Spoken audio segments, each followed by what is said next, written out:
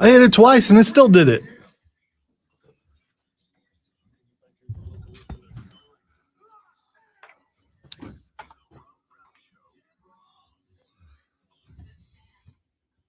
The fun just begun. Good morning. Look, there's a. Yeah, I didn't. Ooh. No, I didn't have you up because I thought I fixed the board since someone zeroed it and I didn't. So, I mean, I think I got everything else done. So you can have a discussion with your boy. That's all. I got no interest in being involved in that drama at all. Well, I haven't. I've been waiting to address it, and I might when I get back from vacation. Ladies, gentlemen, boys, girls, children of all ages, welcome to the Rob Brown radio program. Is on your radios or your tablets or your laptops or your PCs or your cell phones or wherever it is that you might listen to us on a daily basis. We are here. It is go time, my friends. Spectacular Just begun. to have you on the show. What is that? The fun just Yeah, no, I begun. heard it. What is it? You don't know who it is? The fun just begun. Oh, that's Mike. That's Mike Tyson. Mike Tyson. Somebody yesterday was posting all these weird rules for the Mike Tyson. And you know what we're going to rules. do? We're going to be talking about that on Fight Club. I'm excited. Yes. Not trying to cut you off or anything, but you know, it's like the number one thing on the rundown for the I Fight had Club. no doubt it was going to be. Okay. Why would it be anything else? Well, not everybody has a chance to talk with a boxing expert, someone who worked with Roy Jones and knows all the rules and everything. I have that pleasure. So I'm going to be able to ask every rule about boxing, and you're going to know it. Because not only do you know ball, you know boxing. So, I mean, you know. I read the rules. One more reason not to watch it. One more reason not to watch the fight. I didn't need another reason to watch the fight, but they gave me one anyway. Except for the fact you don't have to pay for it. So, I mean. It's not a reason to watch it. You're going to watch it. I am absolutely not going to watch it. You're going to watch it. I'm absolutely not going to. I will watch a replay of it if and only if I see on whatever network that Jake Paul's head got knocked off like a rock'em sock'em robot. Then I'll check it out. Outside of that, so we're not going to do a watch along? no. So we can comment on style You and can do everything? You have my full approval. You can do it on the Rob Brown Show brand if you'd like. By the way, I don't need your approval, but I mean, you know, thank you though. But you know, I would appreciate your assistance though, because Nope. I mean, you know. Nope. You're not going to get it. Sorry. It's not happening. Zero. Not even a chance to critique in the negative. Nope. I got no need for it. Here's my critique of the negative. Fight a boxer who's not 57 years old. Fight a not 60-year-old man, and then we'll talk. Until then, no. That is my positive critique. Fight a not 57-year-old man. Then we'll talk about you as a boxer. Until then, you're not a boxer, and this is a clown show. I'm just guessing. Thank you, Dwayne. I'm just guessing that, you know, no matter who he fights, even if it's like the number one contender to the crown, whatever weight class he boxes at, I think is lightweight, bantamweight. I don't know. Anyway, so whatever it is, you still would find a reason to not watch it and to not like it. Fight a boxer. Right. He has fought two boxers. He is who are fighting a ranked boxer. outside. I'm not doing this with you. Okay. I'm not doing it. You need I to will- save it. I will 'cause, let you mean, have your time in the sun for Fight Club. Wow, thank you at for 9:20. allowing me to. I mean, we could skip it. Oh no! You're missing entirely. You've run to this part where you think I'm attacking you. Because you are attacking. Right, me. because you're putting Jake Paul versus a 57-year-old man as the number one item in the Fight Club. We've got WrestleMania in like 2 weeks. You must chill. 2 weeks, we've got WrestleMania. We've got AEW that has been getting Yeah. better as of late. It's on the list. Let's spend more time on that and less time on not a boxing match. Okay. All right. Don't get so animated about it. If you make it boring, then the listeners won't want to hear you talk about it. I don't make anything boring. was gonna say it's on you. I mean, you're making it a thing. So I mean, now they want to hear it because you made it a thing. No, they don't. No, they don't. No, they don't. No, they don't. They might think they do, but they don't. I know better than them. I'm like Jerry Jones up in here. I'll tell you what's best for you. And it's not Jake Paul. All right. Ladies, gentlemen, good morning. Hello. A day for positivity, focusing on the wonder and the awe of the sports world today, shall we? Nope. Can't even have that. Can't even have. I'm trying to be positive here, and you're gonna Darby that too. I'm 2 days away from vacation. Yeah, that's true. The senioritis kicking in hard. It has nothing to do with senioritis. It is the definition of senioritis. What, vacation? Yeah, No. you have senioritis right now. No, I don't. I have. I'm going to be away from work for a week. Yay! That's senioritis. It is not senioritis. What do you think senioritis is? That's part of your ageism. No, Yes. it's not. Senioritis is not about being old. Senioritis is like, it comes from senior in high school. You know how like 2 weeks before you graduate, you're like, I'm done with this junk. I don't need to do this anymore. I knew you were going to spin it There's that nothing- way. That is not spin it. That is what the word is. Yeah, I think if anybody else hears senioritis, they think that. No, you're going literally at me no 'cause of one my know age. thinks that. That's what the word is. It's How from do you know senior what in high everyone school. else thinks? I don't- Because that's the commonly accepted use of the word. Never heard it until now. So I mean, and again, I've been around a lot longer than you. That makes me wiser. And absolutely. And no, Yes, it has to do with ageism. Okay, then it is. You're right. You're just changing the definition of a word. It's more than well, I guess it is one word. Yeah. Did Brownell do the best, worst Brownelling last night? Days of rest, being blown out in the first game, asking for a friend. Hear his mighty roar. Dude. That's how they played yesterday. Really, Brad. hey, Rob, you know, I watched it this morning. I watched a good portion of it this morning, especially like the last part of the second half. They still should go to quarters in college basketball. But wow, what really good defense. That's all I got to say. Really, there's like a stretch of like 6 minutes. There's no scoring on either side.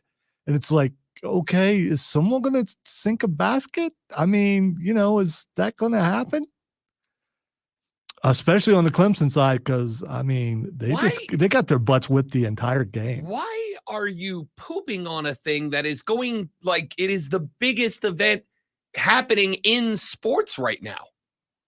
The biggest thing is like less than a week and a half away. I am consistent, and it is it's a week away. You are consistent, isn't it?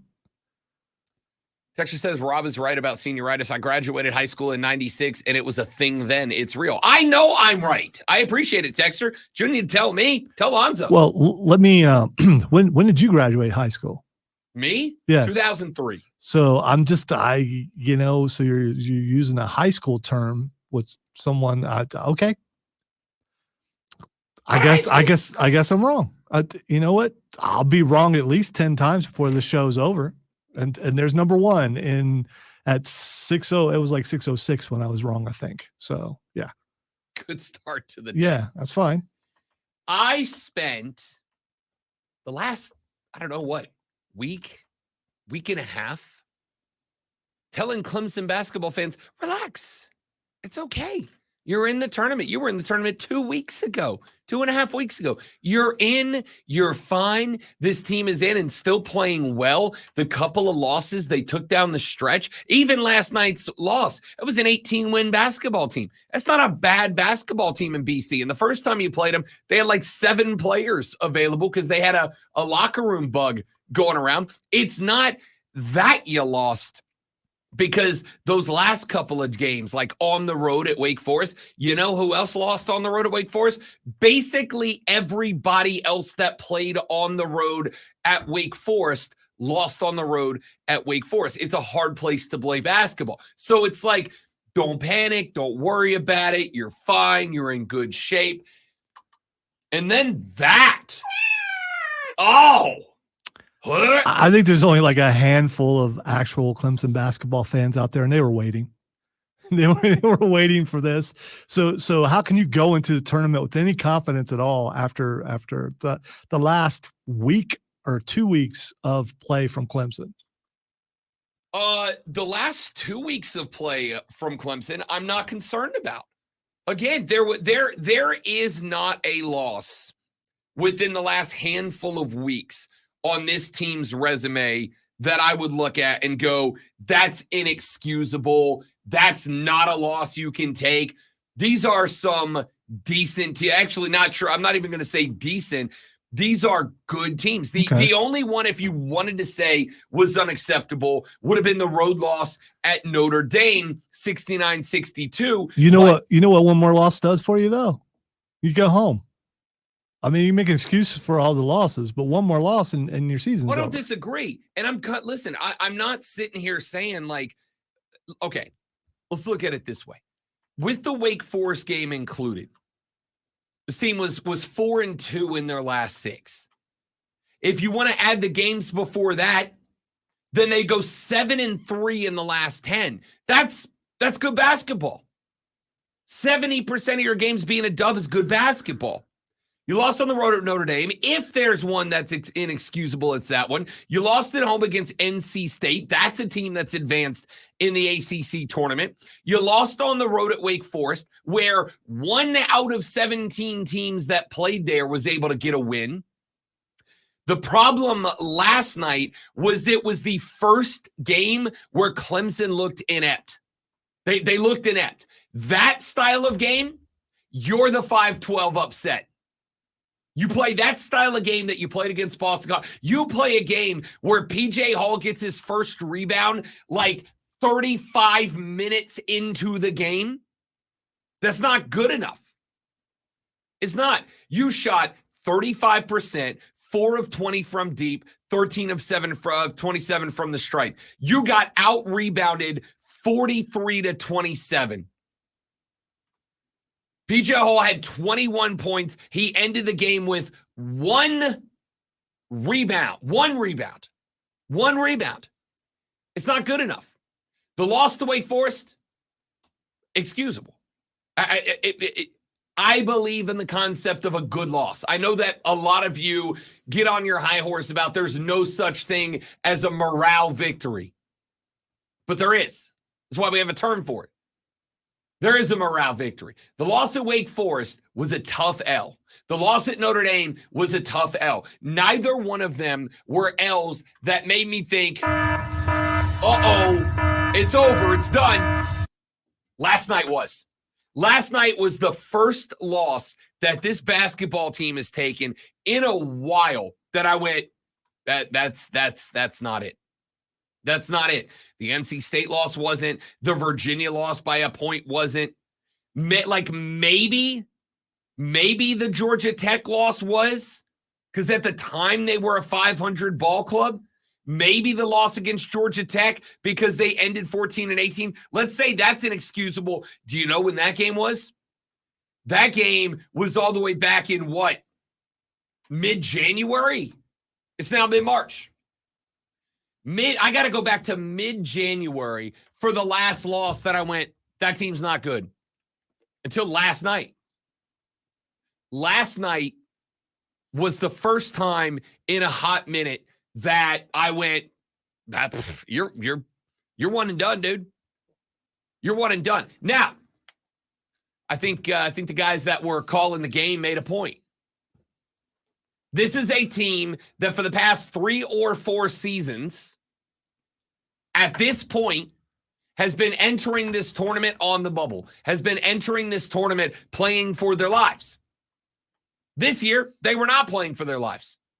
This year, they already knew we're in. Not only we're in, we're a top 6 seed. We might be a 5 seed because you got a good net, you got good out of conference. We're going to be a 5, maybe a 6 seed. We're already in. And so the question that got asked was, does that kind of take away from the aggression? For a team full of guys that are either A, new, or B, aren't new, but this is the first time in their career that they were a lock before the conference tournament started. Did that kind of take away from the aggression? And if the answer to that is yes, now I got a problem with Brad Brownell. If that team coming into that game last night with an opportunity to win the conference, I don't think they're as good as North Carolina. I don't think they're as good as Duke. But you don't have to be consistently as good as North Carolina or Duke. You got to be as good as North Carolina or Duke one night, maybe two. That's it. I do expect you to be as good as Boston College. Boston College opened up a lead on Clemson, never looked back. And if this is because they came into this game with the mentality of we're already dancing, we already punched the ticket, we're a shoe-in, we're a lock, now I got a problem with Brad. See, I've heard that with other teams before, that their conference championship doesn't mean as much because they're already dancing. And I don't understand that mentality. I'm going to be honest, I do. So your conference championship means nothing. Not that it means nothing, but it does not mean as much as winning a tournament or reaching a Final Four. I was going to say, but you know what it also mean? It did me too. Winning. I mean, a chance to win some more games. A chance to add another trophy to the case. I'm just saying. That's again, I get it. What I'm saying is, to me, as a nobody, but to me, as a basketball lover, I would rather my team win the outright regular season title than a tournament. This is the same reason that I have said March Madness is. You ready for a hot take? I got a hot take for you. Let's do some hot take radio. It's getting hot in here. So hot. March Madness it's the worst way to crown a national champion. It's the worst way to crown a national champion. It's the worst. It's the most exciting thing in sports is March Madness. For about 7 days at the start of March Madness, it is the best thing. It's the best, but it's a crap way to determine a national champion. It's too many teams. It's too watered down. There are too many opportunities for the best team to have a bad night and get bounced. It's not a great way to determine a national champ. That is why, to me, if you gave me the choice for my team to win an SEC or an ACC regular season, in-season tournament championship or win a conference tournament championship, I'd rather have the regular season championship because that says from week 1 to game 31, you were the best team for the longest amount of time. Whereas a conference tournament, weird stuff happens. Like, I don't know, Cincinnati shooting the lights out of the ball and bouncing the Kansas Jayhawks last night. If I line up Kansas and Cincinnati, Kansas wins that game 80 out of 81 times. I don't know why I picked 80 and 81. It's arbitrary, but whatever. Kansas should have won game 56 or 57. Oh, you would. Kansas wins that game way more times than they don't. And Cincinnati's a good team. But Kansas had a bad night on the floor last night. Bad night shooting the rock. Cincinnati took advantage. Does that make Cincinnati a better club? No, they just had one better night. And I don't like that a national championship can be lost by a worse team having a better night one time. This is why I've said for years, the single best way to hand out a championship is with series. Baseball's playoffs, college and pro, baseball's playoffs are the best playoffs in sports. Basketball right there with them. I've made the argument. The best playoff in sports, in American sports, hand down, is MLS. MLS has the best playoffs in the game. Because there's some weird formatting and structuring stuff that not only makes sure you're playing series, but also genuinely gives an advantage to teams that outperform other teams in the regular season. But man, if you showed up last night, by the way, Texter said, Rob wakes up and finds a way to defend Clemson. Shocker. By the way, it's a moral victory, not a morale victory. Like Clemson, Rob, do better. All right. Texter, lovingly, you may be new to the show. Lonzo and I have broken down that moral victory while it is the common vernacular, is incorrect. It's incorrect. A moral victory. What would that mean? That means I go and I win a game, but I do it the right way?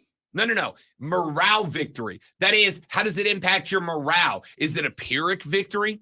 I went in there and I lost, but we put up the hell of a fight, and you went to 2 Wake Forest that was 16-1 at the house, and you put up a hell of a game and you came up 1 point short. You might look at that and go, yeah, we're disappointed we lost, but hell, we put up a hell of a fight. That's a morale victory because you feel better about yourselves. That's morale, not moral. Now, did I defend Clemson, Texter, or did I literally just say that team didn't want it last night? That team looked like a team that was comfortable. They're just happy to be in the dance. They didn't care about the ACC tournament. They came out there. They were lackadaisical. They were lazy. They were not crashing the boards. They were letting BC do whatever BC wanted to do. And it cost them not just a basketball game, but it cost them a chance at the ACC crown. And that is on Brad. And if that is truly what happened, and I think it was, I'm back out on Brad Brownell. Even with the lock in the tournament, that's a good way to get me to turn on you. To give me a team that clearly doesn't care. Because if you don't care now, and you go and you're one and done in your conference tournament, guys, we're playing March Madness basketball, as Lonzo pointed out, in a week. Tell me, unless Brad Brownell's got the secret sauce, he's got Mike's secret stuff, explain to me how I can believe that the attitude of a basketball team that came in last night and played like they didn't care because they're already in. Well, so how do you turn around the psychology of a basketball team in 1 week when you don't play any basketball between here and the next game? Which, by the way, if you lose the next one, you go home for good. If you consistently have been able to do that, you can do that. But since you haven't consistently been able to do that, you're probably not going to do that. It is what it is, man. It is what it is. It's not defending Clemson. It's quite the opposite. I literally just said that's not good enough. Do I care about the ACC tournament championship? Not as much as I care about making a Sweet 16 or an Elite 8 or a Final Four or a college basketball final or a natty. I care about all of those things more. But I still, you got to show me you got some level of intensity, man. You got to show me that I can trust you. You got to show me that I can trust you when the tournament rolls around, because right now, how can I, in any way, shape, or form, believe that when you roll out, and by the way, if you're the 5 seed, you know we're all looking for that 5-12 upset coming down the pipe, right? If you go in as the 5 seed right now, do you understand? You are immediately my pick for the 5-12 upset. So there is no chance at all that they don't make it to the tournament? Yeah. No, they've been locked in for 2 weeks. They're going dancing. That's a 21-win basketball team in a conference that I think is getting 6 teams in. They will get 5. I think they get 6. There's a very outside chance they get 7. I think 6 is the number. Clemson is absolutely one of them. And by the way, if you count the play-in games, we're just days away from the beginning of the tournament. I mean, I do. Why not? They're playing games. They're it's like Tuesday, games. Right? I think. Well, let's see. Selection Sunday is on the 17th, and that makes Monday the 18th. Yes, 19th and 20th, so that'll be Tuesday. So the tournament technically starts Tuesday. Perfect. Don't call me Tuesday night. I'm busy. Don't call me Tuesday night through April 6th. I'm busy every day. Every day. Sunday, March 17th is selection. Sunday, first for the 19th and 20th. And then the first round is March 21st and 22nd. I'm busy. I'm very busy. Very, very, very busy. All right, let's take a break. We'll talk more Clemson basketball as the show rolls on. Wakes up and defends Clemson. And defend Clemson. I did quite the opposite. I said if that's the attitude this team adopted and they don't figure out how to flip the switch between here and next Tuesday, Clemson fans are going to be real, real sad. That's what I said. Back after this on the Rob Brown Show in the Fan Upstate. I can see from a certain perspective why people would think you sound like you were offended. Because you were putting a positive spin on what's obviously a negative. Throw me in queue real quick. What was it like working with Michael Caine as an actor? Is that an Oscar-winning actor? Oh, I gave him some tips. He was fine. Michael Caine is fantastic, and I've learned so much from him about acting. Like how to get to the food trolley first, lunchtime. Phenomenal. Okay, that's all I needed. I just needed Miss Piggy announcing that she gave Michael Caine some tips, and then he was fine. I didn't realize it was Miss Piggy. Didn't sound like Miss Piggy. Maybe Frank Oz had a cold that day. I think Frank Oz does Piggy, doesn't he? I think. Also, Muppets Christmas Carol, best Christmas movie about.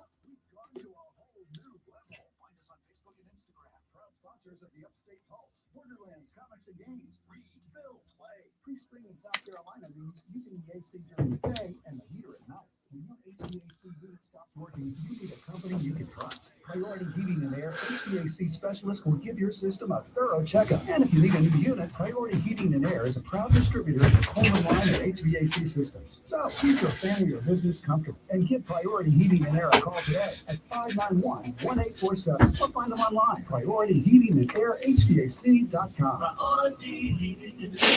Hey everybody, it's Boomer Esiason here, and eBay Motors has everything you need to keep your ride or die alive. From superchargers, brakes, exhaust kits, and more. With over 122 million parts, eBay Motors levels your baby up to its... I'm racking my brain trying to remember how to do that job that I've been Tasked with.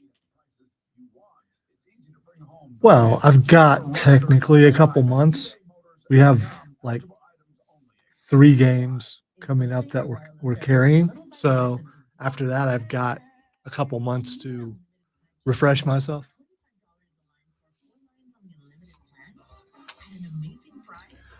I'm sure I'm surrounded by people willing to help. I'm not talking about you. I'm talking about people. I'm talking I am about willing to help. no, I know, but you okay. you don't know how to do it. And That that's is also true. yeah. So I mean like engineering and the boss and all that kind of stuff. I'm not going to ask a certain person to remind me how to do it though.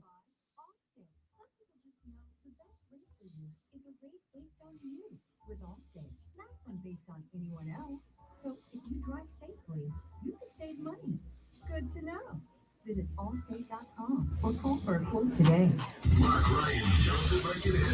Coming up on a Thursday episode of Are you sure? You didn't sound like you were sure about what day it was. I'm just saying.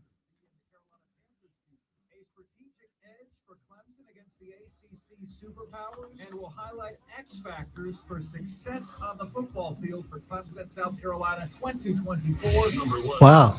Afternoon Sports Talk. Offsides with I'm surprised because I thought they were being Talk to Robin Lonzo, 844 fan phone.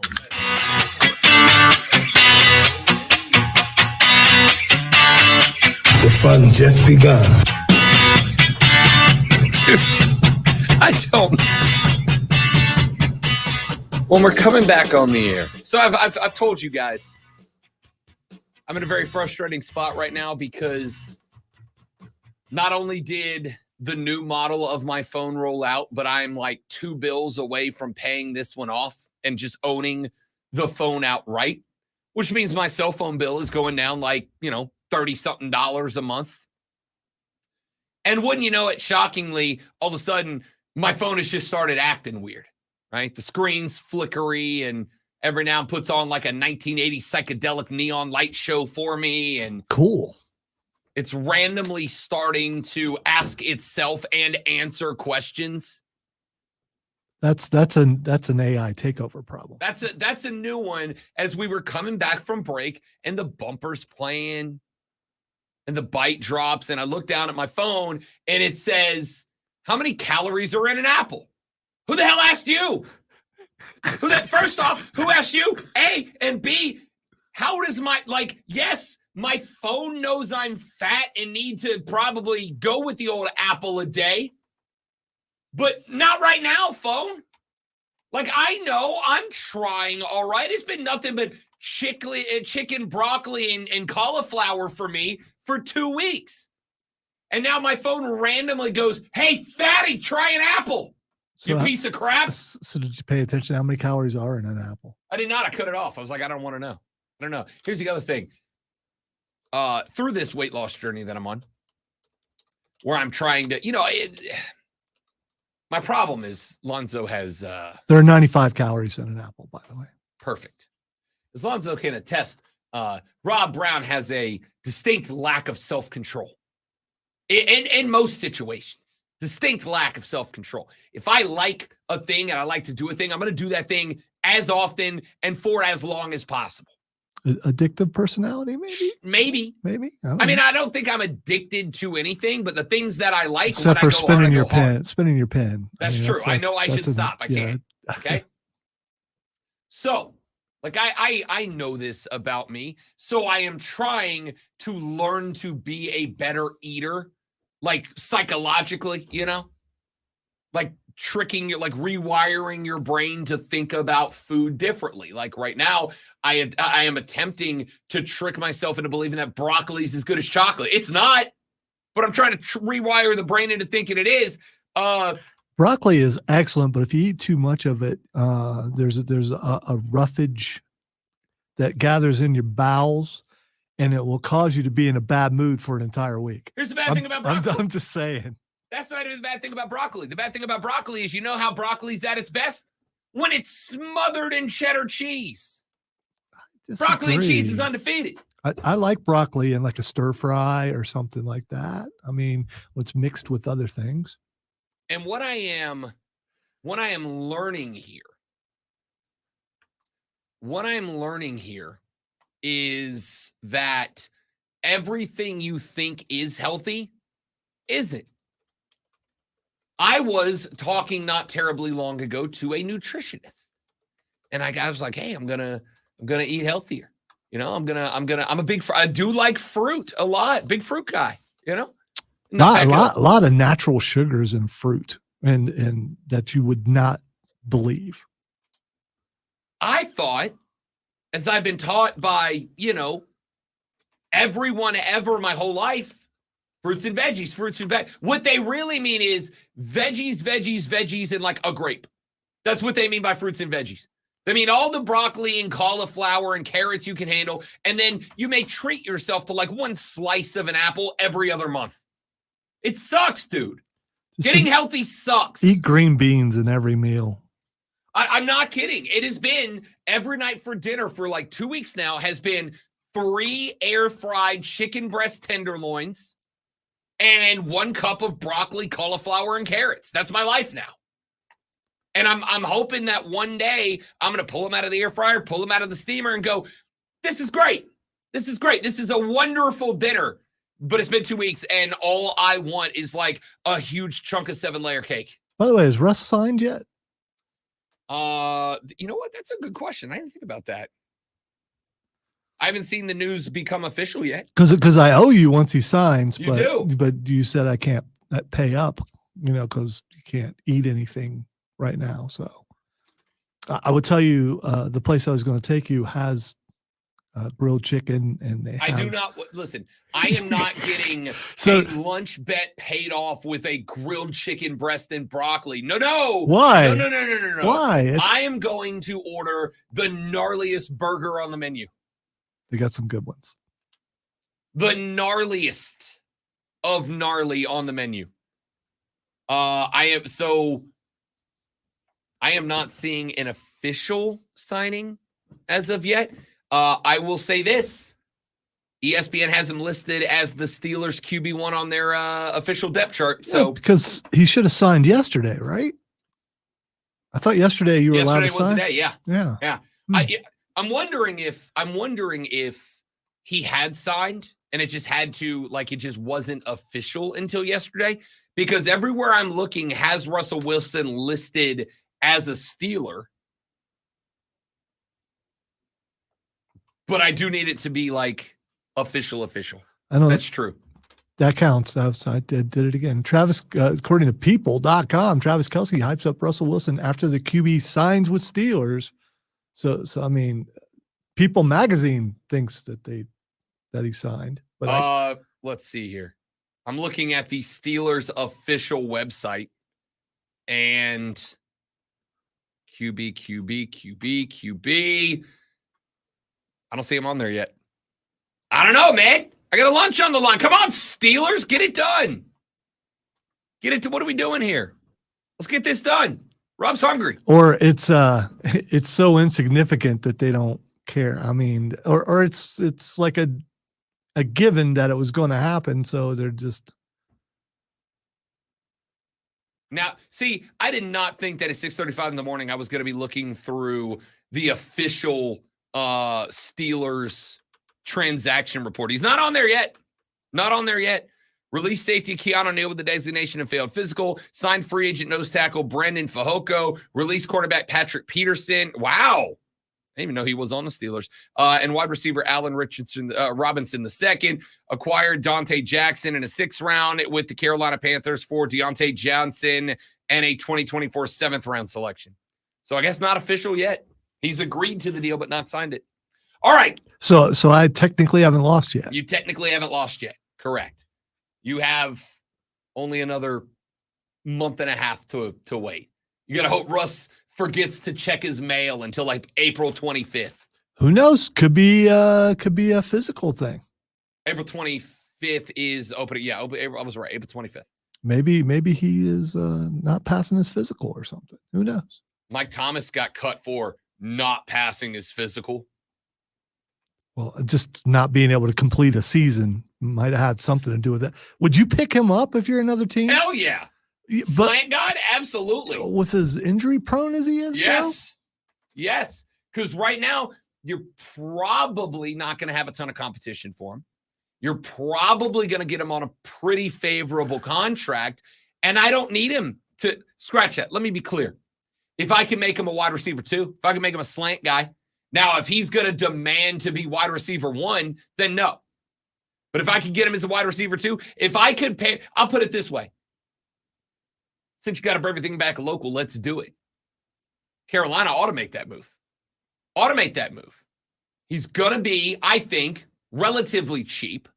Not just because of what he is, but also because of the fact that I think with all the drama behind the scenes and the fact that he's out there tweeting about how awful his own quarterback is during games that he's not playing in, I think a lot of other teams probably stay away from Michael Thomas. I would go Deontay at the 1, Mike Thomas at the 2, Adam Thielen in the slot, TMJ as my red zone specialist, and you're in good shape. Now, you do find yourself in a bit of trouble. You are correct. If Mike Thomas is going to miss significant time due to injury, but that's true of literally every starting player in the NFL. So I don't know. Yes, I would give Mike Thomas a workout. 100%. If he's willing to sign on for a good price and if he's willing to run as a wide receiver 2. I'm not bringing him in as a lead guy anymore. He's past that point. But if I can get him for cheap and it's not going to cost me $1 billion, then yeah, I'd make that move. Absolutely. Why wouldn't you? All right, so Mike Thomas is out there, by the way, and we'll see where he ends up at. I still think Carolina, as we have said a number of times, I still think Carolina is going probably wide receiver. I don't know what you do with the second pick. I think wide receiver is my priority.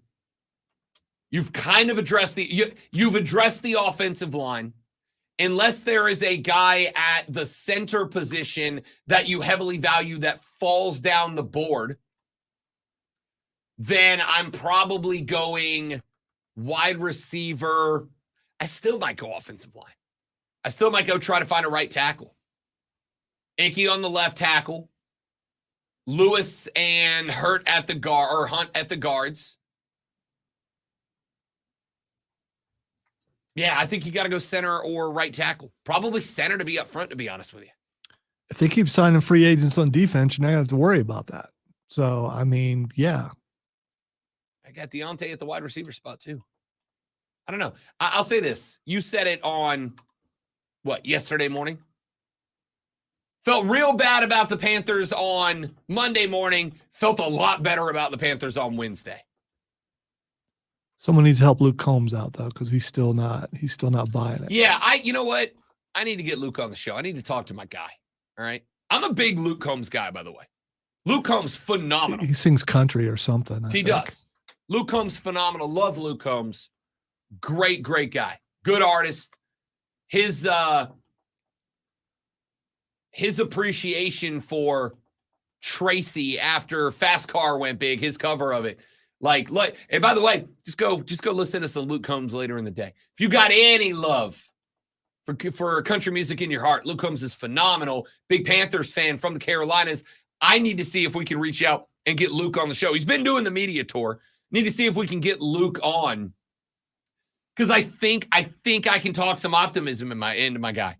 I think I can help him out a little bit.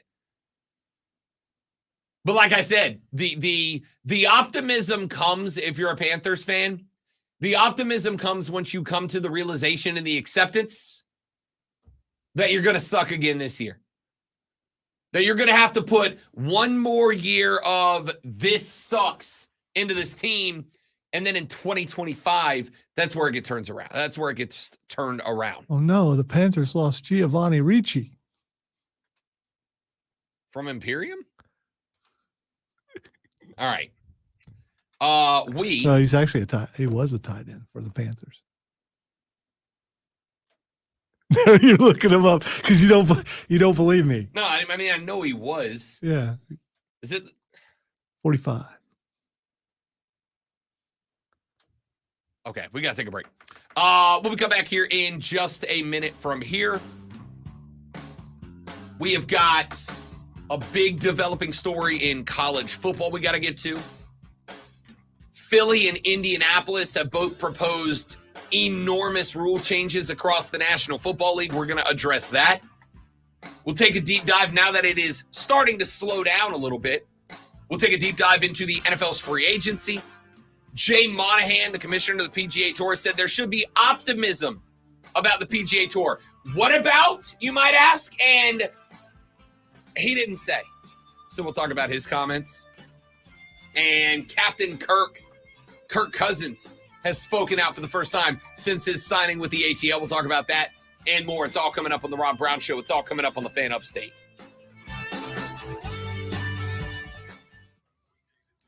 So I sent you Giovanni Ricci's picture on Twitter so you can look at him and realize who he is.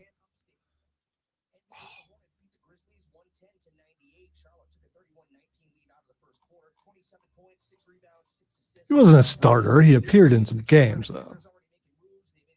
And his name really stands out. So, it does. It's a good name. Good, strong Italian.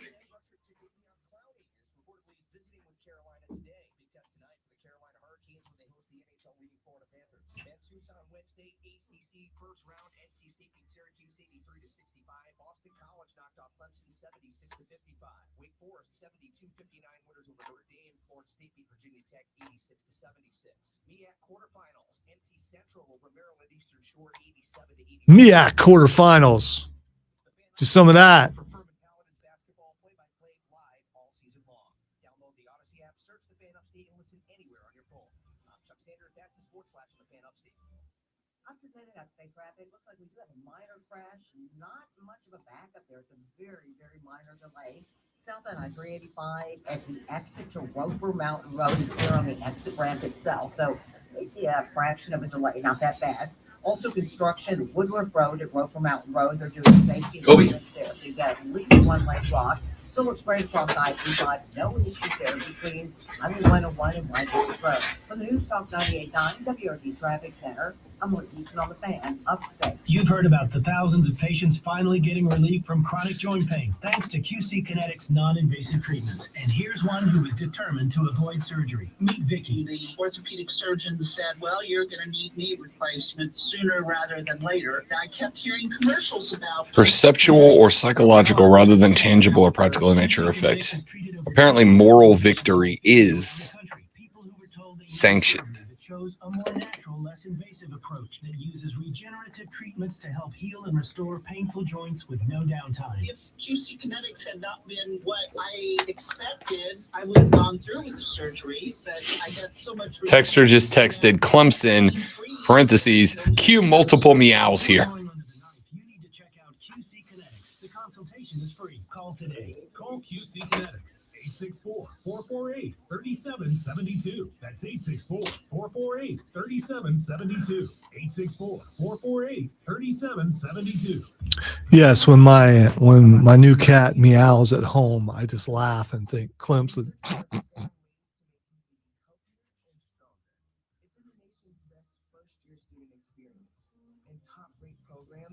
In nursing and health sciences. It's where more South Carolina students have access to higher education than ever before.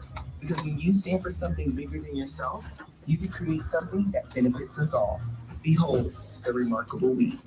I'm James, senior apparel designer, and this is behind the design with Hawks. Hawks is your classic workwear brand. It's designed for those guys that are on the job site. It's proven performance, is rugged and comfortable. Speaking of durability, Got home yesterday and decided it was too nice of a day to not go out and start on my yard work for next week. And so I went out and worked for about an hour. What's keeping you from learning the language you've always wanted to speak? Too hard? Clean out half of a flower bed. Not with Babbel. Babbel's interactive lessons, podcasts, games, and more make learning fun. Fun isn't hard. Right. And in 10 minutes a day, Babbel's bite-sized lessons are designed to get you having real conversations in as little as 3 weeks.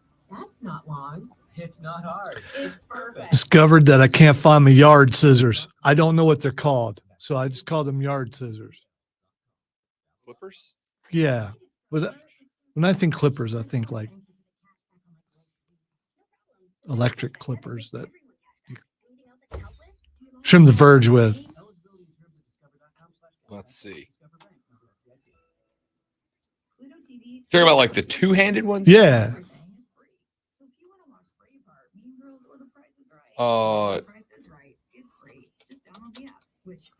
Lopper or pruner? Or garden shears? Garden shears. I think that's the one I've heard before. Yeah, but those, so I just looked up lawn scissors and they're showing me the little tiny handheld ones. These are the take out saplings with, that type of thing.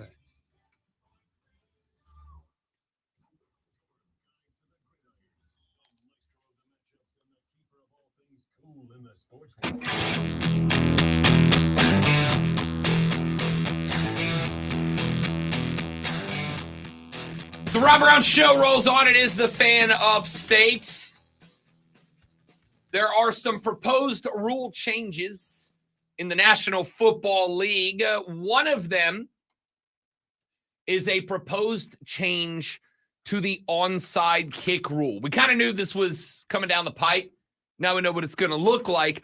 The Philadelphia Eagles have put forth a rule change proposal that would permit a team to maintain possession after a score if they convert a 4th and 20 offensive play from their own 20-yard line. Traditional onside kicks have begun to decline predominantly because of the difficulty in, doing that, especially after the NFL has tightened up on rules for kickoff coverage and returns. In 2023, there were 41 onside kick attempts.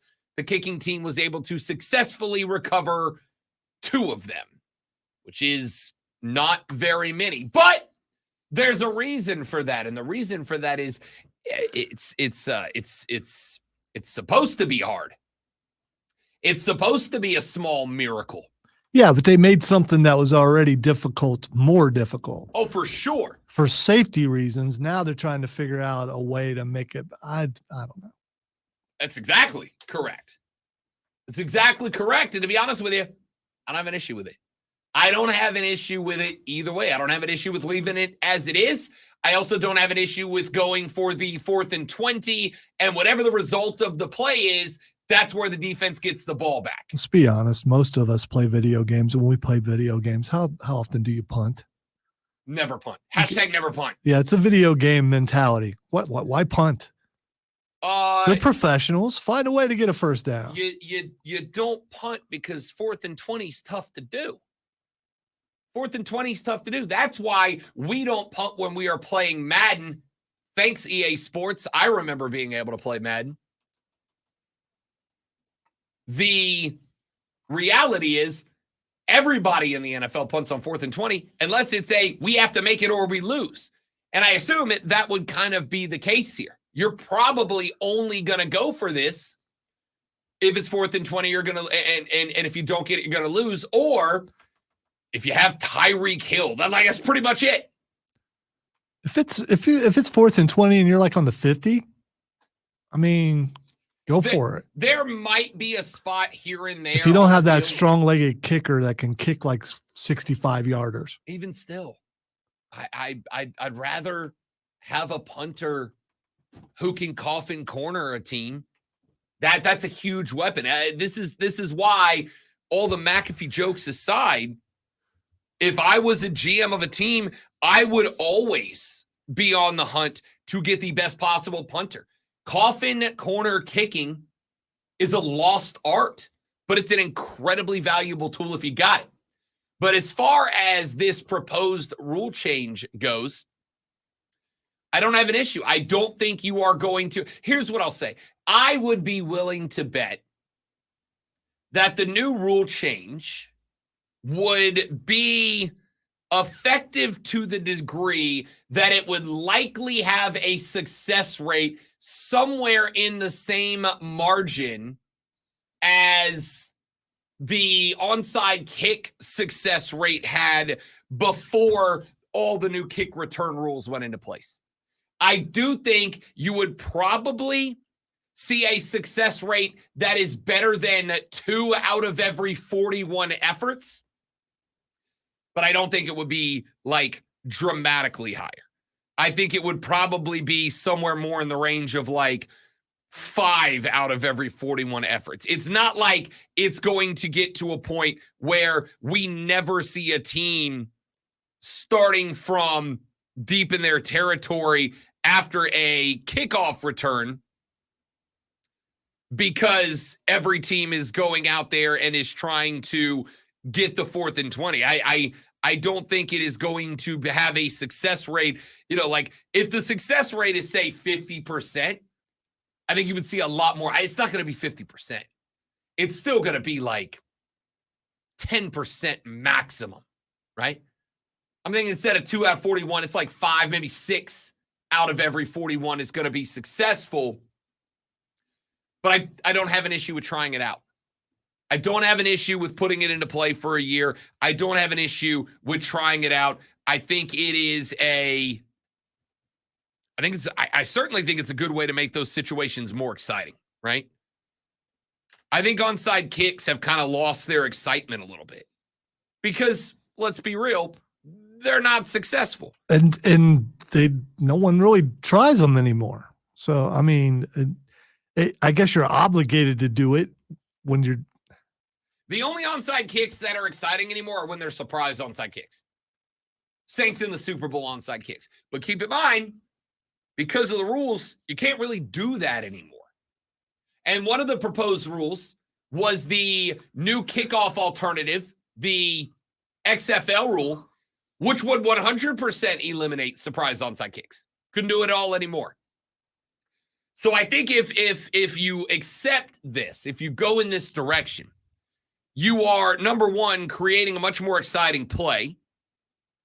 Number two, you're also going ahead and making the announcement, yeah, we are indeed at some point in the near future, not this year, but maybe next year, switching to the XFL kickoff return rules, which I don't have a problem with.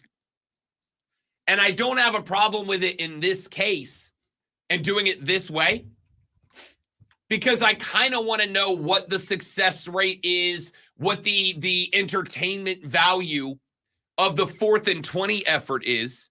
If the 4th and 20 effort is wildly entertaining and brings the success rate up from 4.5% where it currently is to, 9, 10%. So doubling it. Okay. I mean, I really think it could. I think it could double it. But again, that's going to bring it back to kind of where the onside kick success rate was back before the kickoff rules. So I think if this makes it exciting, if this makes it a strategic move, I also love the concept. Think about it. Put it this way. What if, great one, what if your team goes on like a 15-play, 87-yard scoring drive that eats up 7-8 minutes of clock? You look over at that defense on that touchdown play, and they're winded. They're gassed. They're out, right? This team, they built a big corn-fed Midwest-style defense, and they are absolutely gassed. I might go for it 4th and 20 if I got a Tyreek, right? And now all of a sudden, by the way, now there's an edge for teams to always go find that speedster wide receiver, that guy that runs the 9 route and puts up a 4.21 40. Now all of a sudden those guys are even more valuable to the game. And now in the end, a team might go, hey, this defense is on its heels. It's gas. Their offense is ineffective. Let's try to put the dagger in. Let's go get a 4th and 20, put the dagger in this thing. I don't know. I kind of like it. I kind of like the concept. You know what else I like? When Lonzo reads us some of the most important sports news stories of the day in a sports flash.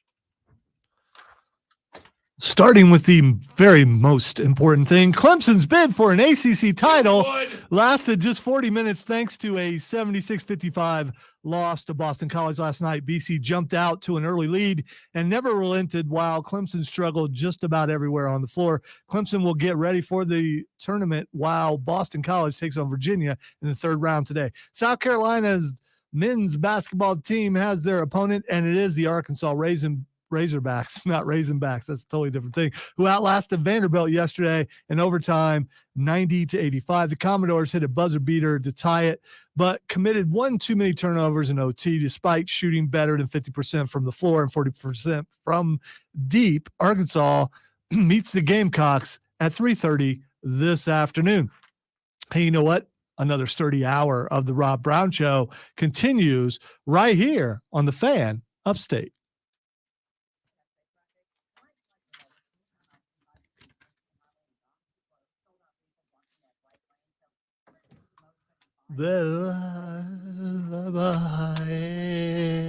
My words don't work for me.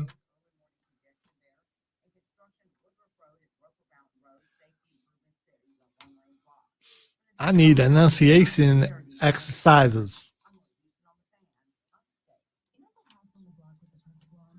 Daggum Razorbacks.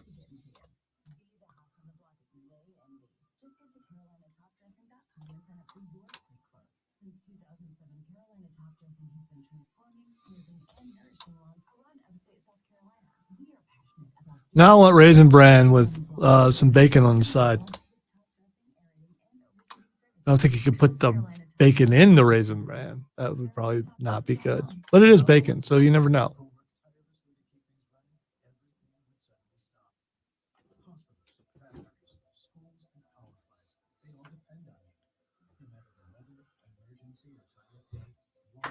Let's go Razorbacks. I know. I was just, wondering if you have Raisin Bran with bacon on the side, what happens if you just go ahead and put the bacon in the Raisin Bran? I mean, put bacon on donuts. Why can't you put it in Raisin Bran?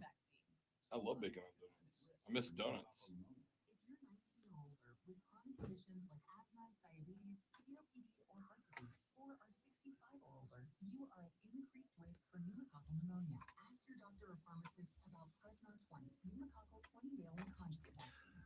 try to take out words that I know I'm going to fumble with.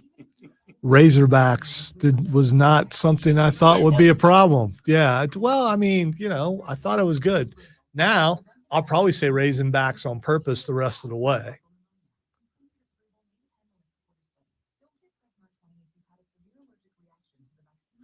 Why is like the backdrop so much bigger on them? It's like they were in front of a building or something. Maybe the wide shot, they had to do it that way in order to get all three of them in, and that made it taller. I don't know. QC in the first break. QC in the first break.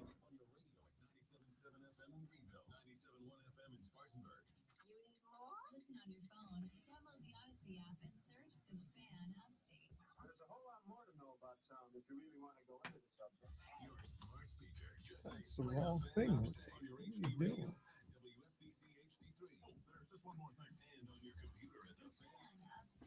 Caught my mistake before I made it. Yeah. Oh, it's buzzer beater season.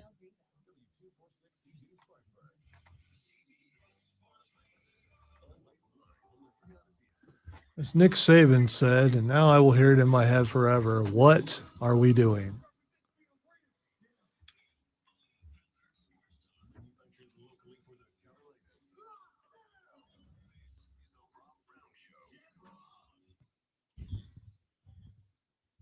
Big Daddy, how you doing? Real good, Corey. Welcome back, ladies and gentlemen. The Rob Brown radio program is on the air.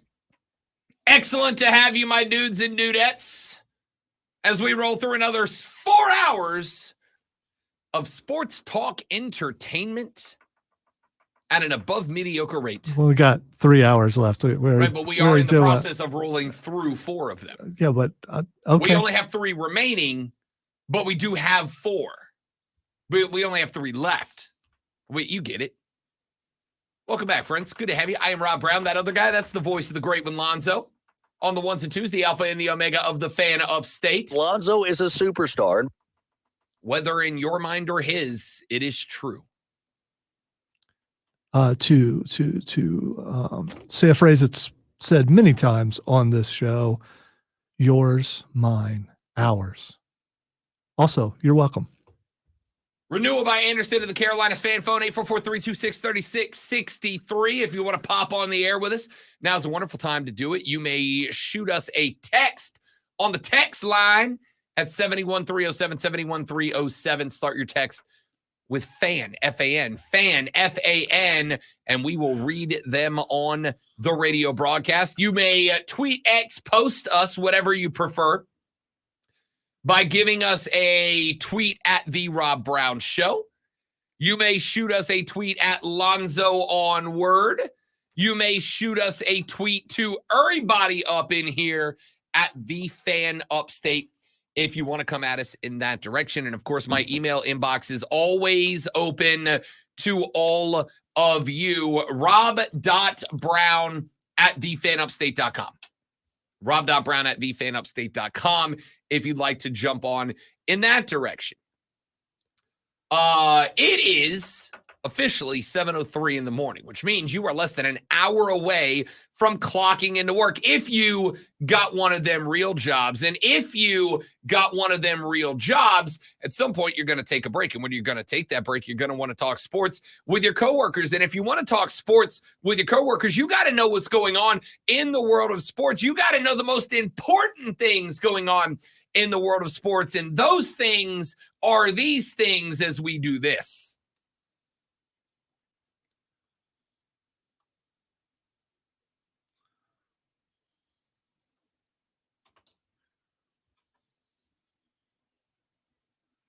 The fun just begun. Winning.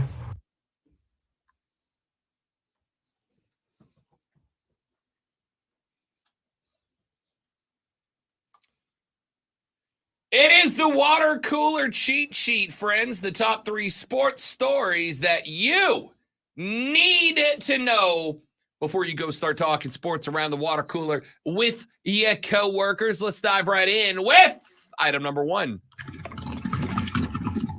Clemson's quest for an ACC conference tournament championship lasted just 40 minutes as they fell to the Boston Eagles last night. 19-14 are the Eagles after they knock off the Clemson Tigers 76-55.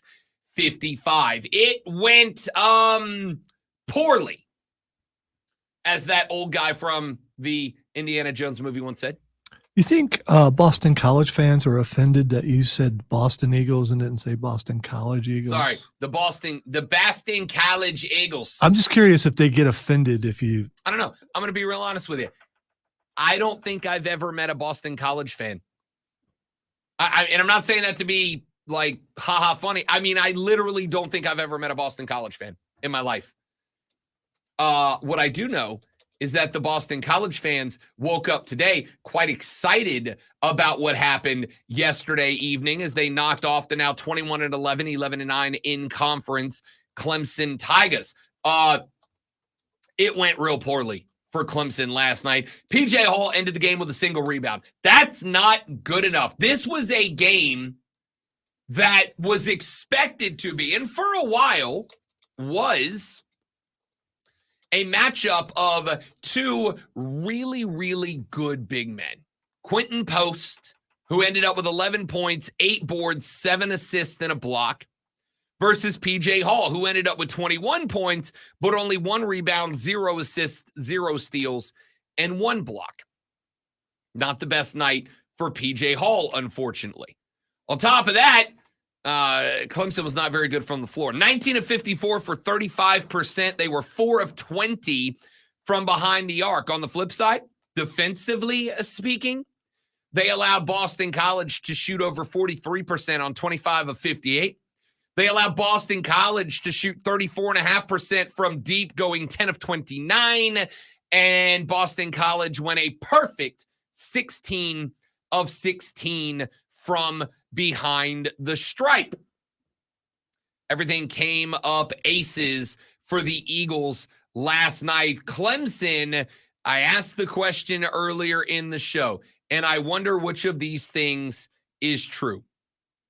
Was it we kind of saw the beginning of the annual tradition, as Clemson fans have told me is the case, of Brownelling?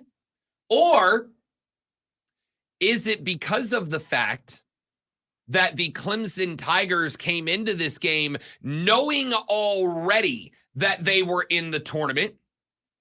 Did they come into this game perhaps complacent? Did they come into this game a little lackadaisical because they already knew they were going dancing?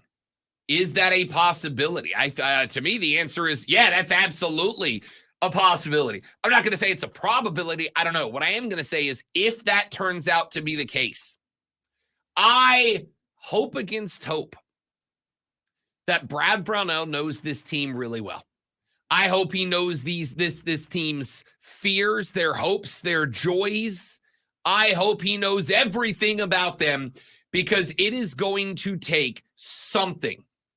It is going to take something to trigger this team not to have that same attitude, not to have that same mentality next week when the tournament gets started. Because this team, if this team that played last night rolls out and they are the 5 seed, they will be that vaunted 12-5 upset that happens every single year. If the team that played, or maybe I should say didn't played Boston College last night, is the team that Brad brings into the big tournament in a week, it could go real bad. We're going to talk about that more as the show rolls on. Clemson's bid for an ACC tournament championship gone. How would Lonzo, how do you think Heather would describe Clemson's ACC hopes if I asked her? Poof. Yeah, that's probably fair. That's probably fair. Item number 2. It has been an ongoing discussion what the future of college football might look like. It has been an ongoing discussion what the new revenue sharing plan might look like, what the new governing structure of college football might eventually look like. And Ross Dellinger of Yahoo Sports is reporting that we might have an answer sooner rather than later. Dellinger reports that the college football playoff is inching closer to finalizing its agreement for the future. The reason that we had the hold off was because, and this is going to come to the shock of absolutely nobody, was because the presidents of the Atlantic Coast Conference and the Big 12 were not on board with the plans that were proposed. Part of the reason why? The plans that were proposed saw a huge revenue advantage being handed to the Big Two, that is the Big Ten and the Southeastern Conference. But apparently there's been enough tinkering around that the presidents of the ACC and the Big 12 have voted to authorize their commissioners to adopt the future framework related to a new college football playoff, including a new revenue model and concepts around a playoff format, all of which will be part of a new contract with ESPN. Those with knowledge of the discussions, according to Dellinger, spoke to Yahoo Sports under the condition of anonymity. Dellinger describes the two leagues as most resistant to the deal. Their presidential vote was viewed as a significant hurdle that has been crossed to reach the agreement. The Big 12 and ACC votes were unanimous, according to the source. The CFP Management Committee, the 10 FBF conference commissioners, and Notre Dame's athletic director are expected to meet over the next few days in a gathering that should produce some finality on what's been a long, dramatic march to the playoffs future beginning in 2026. Each conference and Notre Dame will be asked to either commit or not commit to the new college football framework. And apparently the expectation pending the approval from each conference presidential board is that all 10 conferences will commit to, most notably, a new revenue distribution model, parameters around a playoff format, and new governance structure. Notre Dame is, according to sources, supportive of the framework. Last Friday, Yahoo Sports reported that a proposal for a new revenue distribution model that was heavily weighted towards the Big Ten and Southeastern Conference may have been tinkered with enough to get the smaller conferences on board. In the past structure, the five major conferences mostly split evenly 80% of the CFP's $460 million in expected revenue. The new contract with ESPN is expected to be worth, do you guys remember what I said? I said between $1.3 and $1.5 billion. $1.3 billion is the expected revenue when it's all said and done. In the proposal socialized with administrators over the past 10 days, the Big Ten and SEC would combine to earn 58% of the CFP's base distribution. The figure would greatly exceed the ACC and Big 12's combined distribution number, which is expected to be around 32%. The remaining amount, about 10%, will be distributed in Notre Dame and the 64 group of 5 teams. The difference in distribution between the two sets of conferences, that is the Big Two, the SEC and the Big Ten, and the ACC and the Big 12, could be as much as $300 million or more. The Power Two stand to earn a combined figure that should eclipse $700 million, far more than the expected $400 million of the ACC and the Big 12, while roughly $115 million is slotted for the group of 5. That vote should take place sometime in the next 2 weeks. We will stay ear to the ground and attached to this story as it develops, and we will be talking about it later in the radio broadcast. But before we get there, let's get to item number 3. And multiple NFL rules proposals are on the table as the NFL Rules Committee has accepted proposals from a number of teams. Now, the overwhelming majority of the rules proposals are relatively minor. Some of them things that most fans would not even notice, but there are 2 that are very dramatic. The Philadelphia Eagles proposed one. We talked about it in the last hour. If you missed that conversation, You can go to thefanupstate.com, go to the podcast tab, drop it down, click on the Rob Brown Show, and listen to the last hour of the show, which is already up because Lonzo is a superstar. So we won't get too heavy into that. Suffice to say, there is a proposed change to the onside kick rule. That is to say, they wouldn't exist anymore. If a team wanted to go for an onside kick from this point forward, they would get the ball after a score on their own 20-yard line, and they would have it 4th and 20. The end result of that play would be a regular play. If the defense was to stop the 4th and 20, wherever it was stopped, that team would take over. If the offense successfully completed the 4th and 20, then it would be first down, that team moving forward. But the big rule change, and the one that I am going to talk about at length in the next segment, is this. The Indianapolis Colts proposed allowing coaches to challenge any foul that has been called on the field in addition to the existing menu of plays they are already eligible to challenge. The NFL has traditionally stayed away from challenging subjective decisions, and there has been only one season in the history when any foul, let alone all of them, was part of replay review. That was back in, you will remember, 2019, when pass interference was added to the list for a one-year experiment that was not renewed by owners in 2020. Now, there are some other rule changes that have been proposed.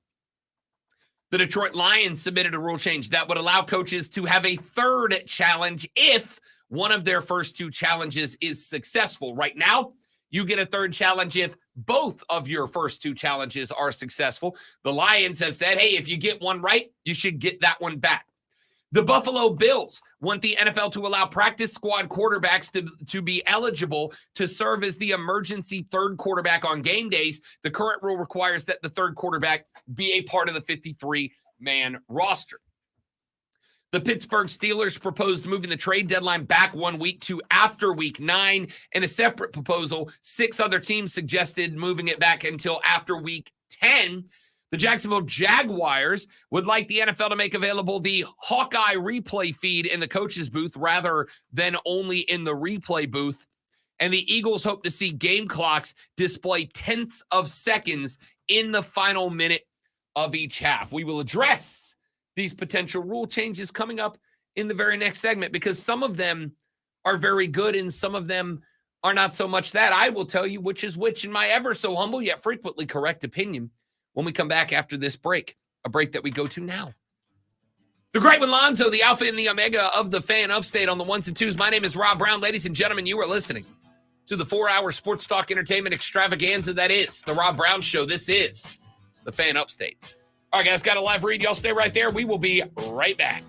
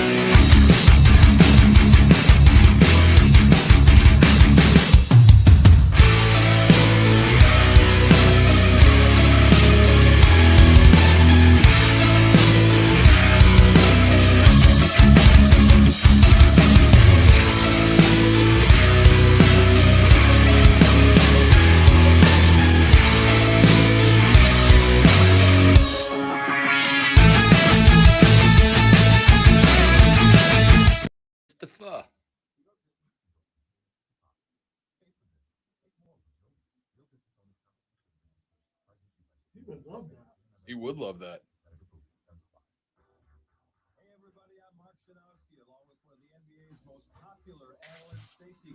We're inviting you to join us on the Give Me the Hot Sauce podcast. So join us every week here in the Hot Sauce Studios, where we'll be talking about basketball, football, MMA, entertainment, and unique viewpoints. Hot Sauce Studio. Experts having a few brews. That's right. Listen up on the Odyssey app or wherever you get your podcast. Sponsored by Allstate. Some people just know there's a better way to do things. Like bundling your home and auto insurance with Allstate. Why make things Down. to save time and money? Visit allstate.com or call for a quote today. Coming up on a Thursday episode of Offsides with Mark, Ryan, and Diesel, might a very first Clemson Tigers be in the Carolina Panthers future? A strategic edge for Clemson against the ACC. Oh, what's she gonna do today? Will highlight excellence. That's still over on the front part, but she's got it straighter. Bumper's still over that line.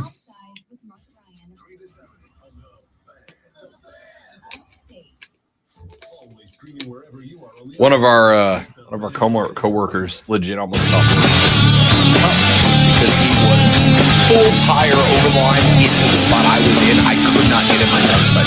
He came out, and I was like, dude, please let this one down. Thanks. Because if he'd have said anything, it'd have been our first thing.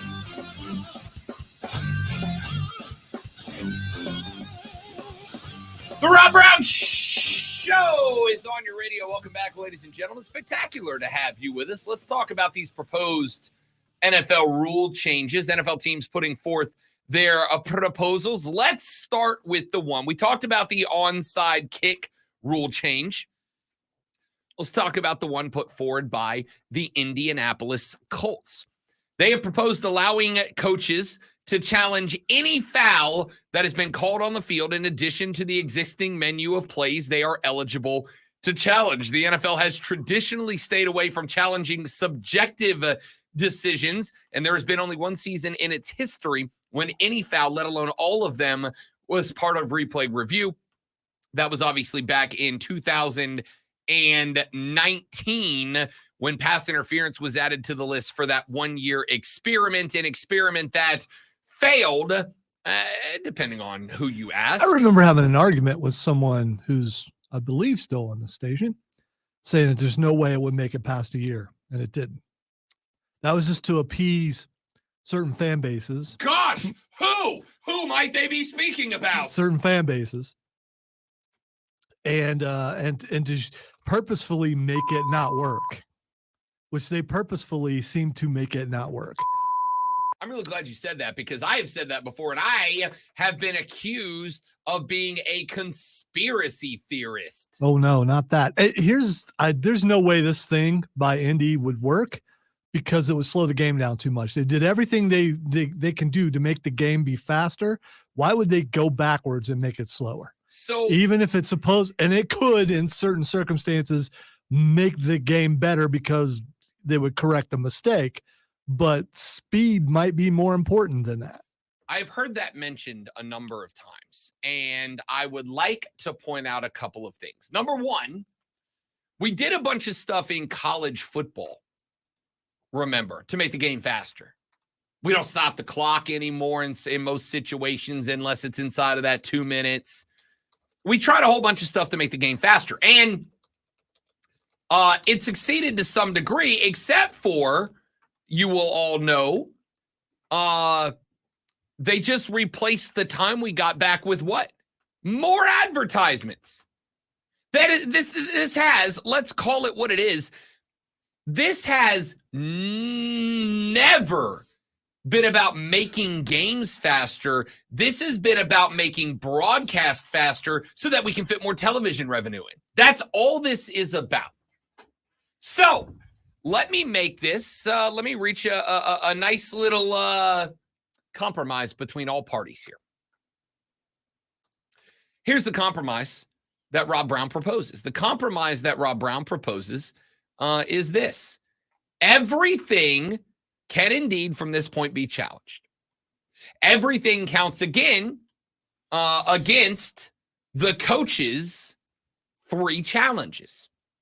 You still only get 3, and you only get 3, and you only get 3 if the first 2 are successful. Now, you will remember that currently, as it stands right this particular moment, a coach has to get both right to get 3.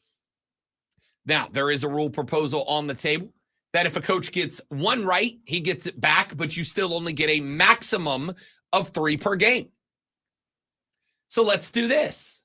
Let's say that you can indeed challenge anything, even the subjective calls. And what we do is we have a panel of officials in New York City. This will not take that long. And in front of this panel is one big-ass TV. I got one in my house. I'll let you borrow it, NFL. I know you're hard up for money. You won't do that. No, I won't. I paid too much for that, and it's 75 inches. You can't have it. Get your own. So you get 5 officials who have to be approved by team ownership. All of them, 32. You got to get, 20 of them to say yes to each of the 5. Just like we do with most, court appointments, et cetera, et cetera. Then you get 5 of these guys, you stick them in New York City, you put a big TV in front of them. And every time that a coach challenges a call, you play it on that big TV in front of these 5. And if 3 of the 5 vote to overturn, it's overturned. And here, I'll make you happy, NFL, since you want to speed the game up. All challenges must be not like, the NBA does it where they go, you go 30 seconds and then it takes 22 minutes. That replay television will only replay it whatever angle that 5-man committee wants to see, right? They'll have a tablet just like mine, and they can click on it and say, I want to see this angle, that angle, this angle. But after 60 seconds, the TV shuts off. If they haven't reached a consensus, not even a consensus, 3 out of 5. Hell, make it 4 out of 5. Make it a super majority. If 4 out of 5 have not agreed to overturn the call after 60 seconds, the TV shuts off, the call stands. And during that 60 seconds, NFL, you can play a commercial and make money. At what point does this start? Does the 60 seconds start? Does it start immediately when the flag is thrown? I would say red flag hits the dirt. By the way, with the technology that we have, that panel, unless there are multiple challenges happening around the league at the same time, which is a risk I'm willing to take, it'll take 60 seconds. I would say the red flag hits the field, the official makes the announcement. Philadelphia is challenging the ruling on the play of a bleep. Whatever it is. And as soon as he's done with that announcement, that 75-incher and the tablets that control it in New York City activate. 60 seconds are on a little screen on the bottom. They start rolling. These guys have 60 seconds to look at all the replays and make a decision. If 4 out of 5 agree it's overturned, it's overturned. If 3 or fewer, then it's not overturned. We stand on the subjective calls, holding, pass interference, etc. If 4 out of 5 agree, we overturn it. But from the moment the flag hits the turf and the announcement is made by the official, 60 seconds to get her done. If that 60 seconds happens while a challenge is happening elsewhere in the league, oh gosh, it's going to take 120 seconds. But here's the compromise. I will go back to a coach has to get 2 challenges right to get a third. Not 1. He's got to get 2 right. If he gets both right, he gets a third challenge. But if he makes a challenge to a subjective call and a panel of 4 out of 5 do not agree to overturn the call, he loses that challenge and he loses his right to a third challenge. The most, if both coaches went 3 for 3 and used all 3 challenges, and by the way, that doesn't happen ever. But if it did, I would be adding 6 minutes to a game. Let's say with the announcements, I'd be adding 7 minutes to a game. Now, I don't know about you. But I would be willing to add 7 minutes to every NFL game to make sure we get more calls right than wrong. Yeah, I just don't think it's going to work because you're expecting 5 old dudes to pay attention for. Well, they got to be old. Why they got to be old guys? Because I'm asking that sincerely. Because more than likely they'll be retired referees who would have enough skill to be put into that situation. You're not going to pick a guy who was just reffing Pee Wee 3 weeks ago and go, dude, you're in. I mean, it's going to be someone who has tenure more than likely, and you want them to pay attention for that long. I I mean, maybe get someone like Scott Hansen and just put him in there because that dude has to pay attention for how many hours straight? 7 I want that hours job. straight. I want that job so bad. I mean, I want that job if so you bad. if you want to get a guy like that and if you can find 5 guys like that and put them in there, that's one thing. Look, but I'm not saying it needs to be.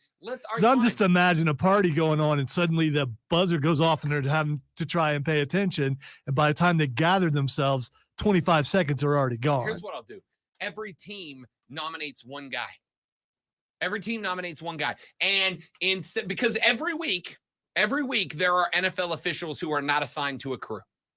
If you're not assigned to a crew this week, you go to New York City. That's your job for the week, right? Now we have active NFL Aren't those officials. usually guys who didn't grade really well the week before? So Not they're being necessarily. okay. All A lot of right. refs.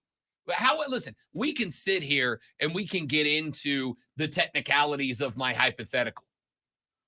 But assuming that we came to a compromise on the hypothetical, how is this a bad All right, idea? they already have those guys in New York. They do because those guys can buzz down in the last 2 minutes or whatever and challenge. And they can also spot if it looks like someone had a concussion. I mean, they got those guys that are already back there. I just don't know how many there are. I'll throw it this Could way. be like one dude. I don't know. Texter said TV rights would block this, Rob. Oh, I gave you the compromise, Texter. I gave you the compromise. These 60 seconds, we don't stay live. At any point, when a red flag hits the field, it is a flag to the TV network. You have 60 seconds right now. This is yours to do with whatever. Yeah, but you also added 6 minutes, you said, to a game. And if you do that, they're going to have to find a way to curb that time to make it time out to the time that they need it to. We know all about time. We have to time things out, to certain benchmarks each hour, and they have to do the same thing. So if you take 6 minutes away or add 6 minutes, you've taken 6 minutes away of ad revenue. No, I haven't. It's the exact opposite. If you're adding, giving you so 7 where minutes does of extra so ad where time. does that extra 7 minutes go? It has to go at the end of the game. Do you make halftime a little bit shorter or make post game? I mean, put a 10-minute window between whistle and kick. And I know, again, I get what you're saying, but this is where I'm coming from.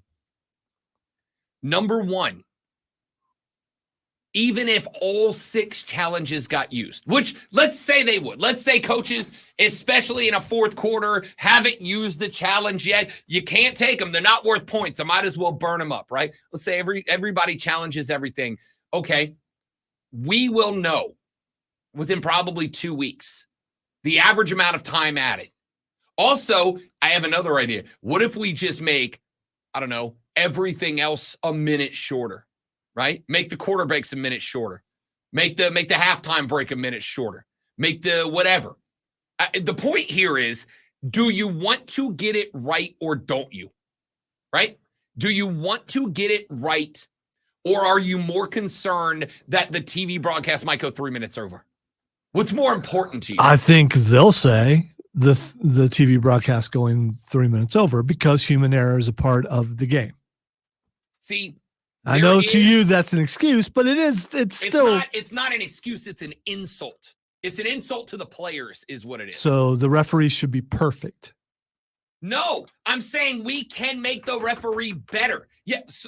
Okay, let me clarify that. We can build them better. I cannot expect the referee to be perfect, but yes, the referee should be perfect. I can't expect him to be, but he should be. I know there are going to be mistakes, but there shouldn't. Right? So, to me, if you have an opportunity, we're just 3 times a game for both teams. 3 times a game for both teams.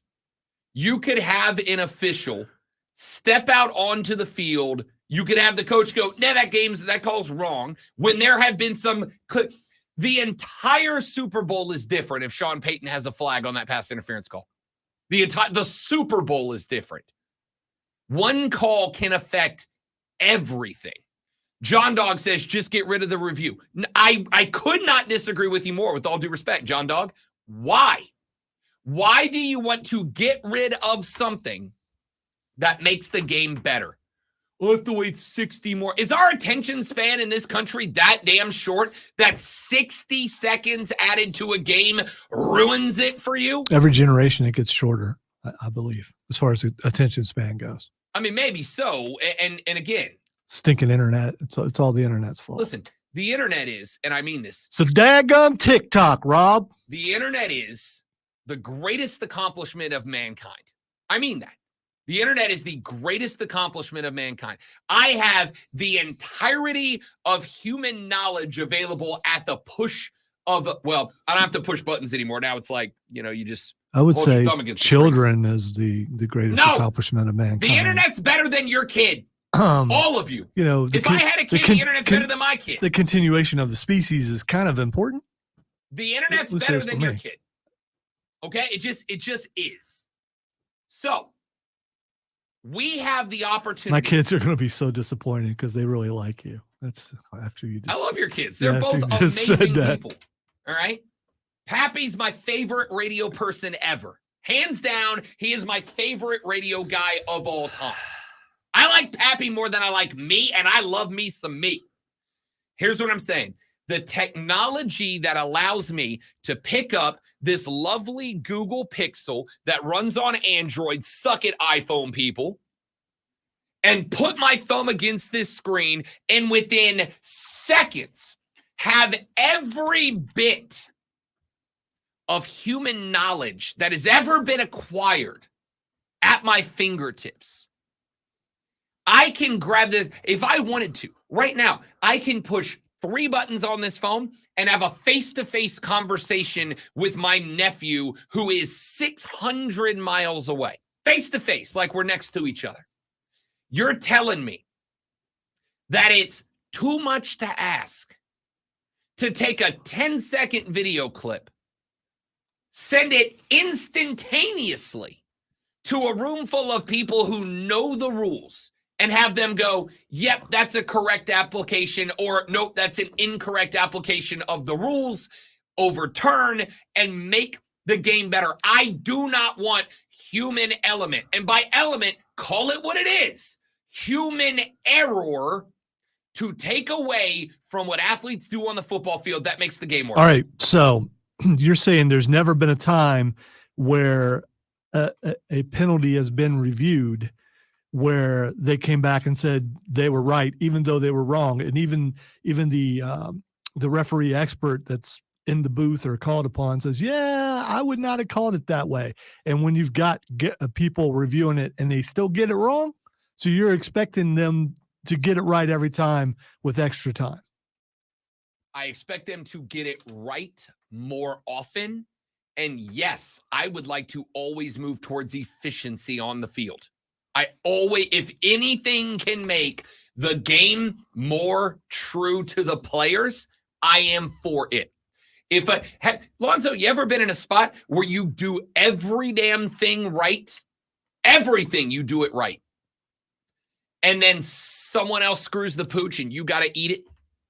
Well, as a member of lower management, yeah, that's like every day. Exactly. Or it could be. It's not. Exactly. I got a pretty good crew, but every once in a while. The point here is, what if there was a fail-safe, right? I'm not saying get rid of producer X on show Y. I'm saying, do you not put the dump button is instant replay review for the show. If I grab the mic and accidentally say into it, what do? You spin around and you hit the little yellow button. That is instant replay. You are correcting an error that happened in the show. That's all I'm asking for. The dump button of football. Yeah, but there's also some opinion involved with that, because there are some times that I hit the button that, let's say, a host just say me. Disapproves of it. Well, every host. There's only been, no, I can't think of any host that I haven't dumped. Sure. So, I mean, listen, I'm not saying it's subjective. Here's what I will say. Every time that you have hit the dump button on something that I don't feel needs to be dumped, what do we do almost every single time? we go back and listen to it. We grab Christopher and we go, hey, would you have dumped that? Would you have dumped that? And we bring in another voice to air whether or not they would agree or not. There was a word that we done. I'm not going to say it because you'll dump it again, but there was a word I used on the air that, to me, absolutely no need to dump it. It's from Shakespearean language.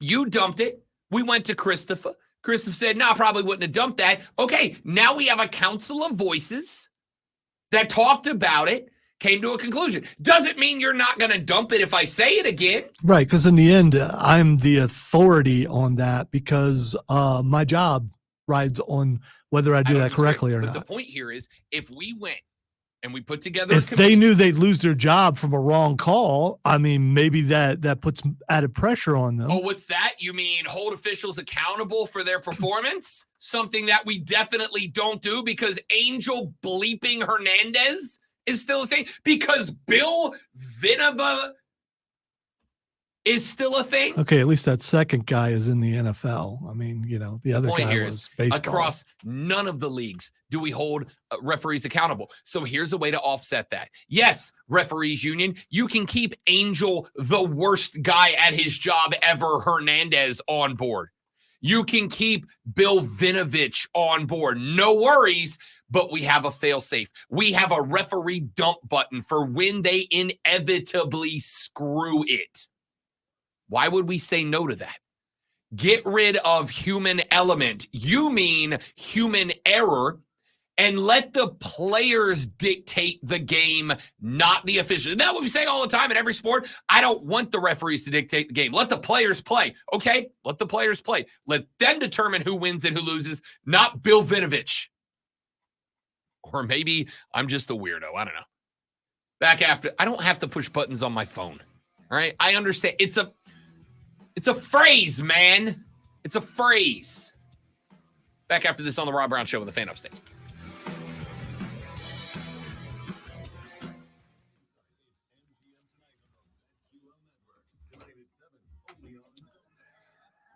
Short break, only 2 minutes. 2 minutes.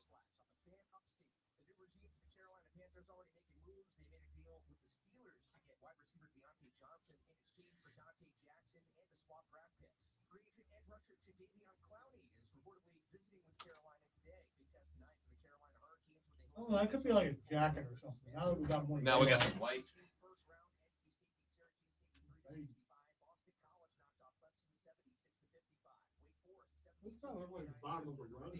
Okay, I think I got it. All right. So you see the two things sticking up the top?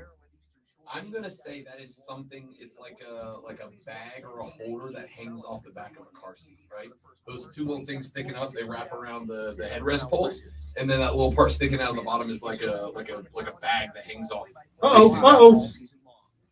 Maybe she'll hit it and turn it over. Oh. There's something on the ground in the parking lot that Lonzo and I cannot figure out what it is, but we also saw it in the dark.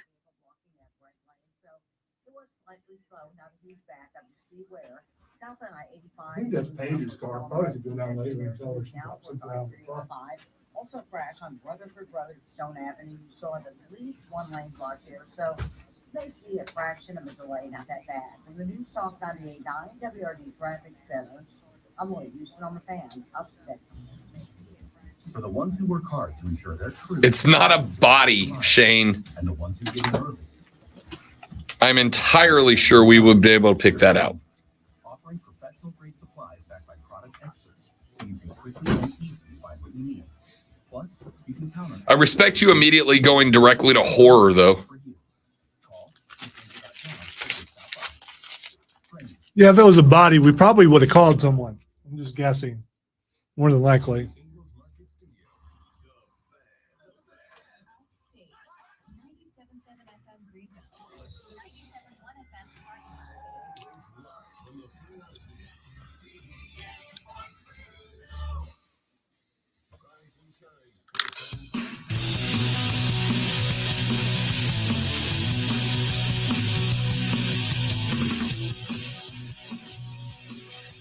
All right, so we addressed the instant replay. I came up with the absolutely perfect solution to it.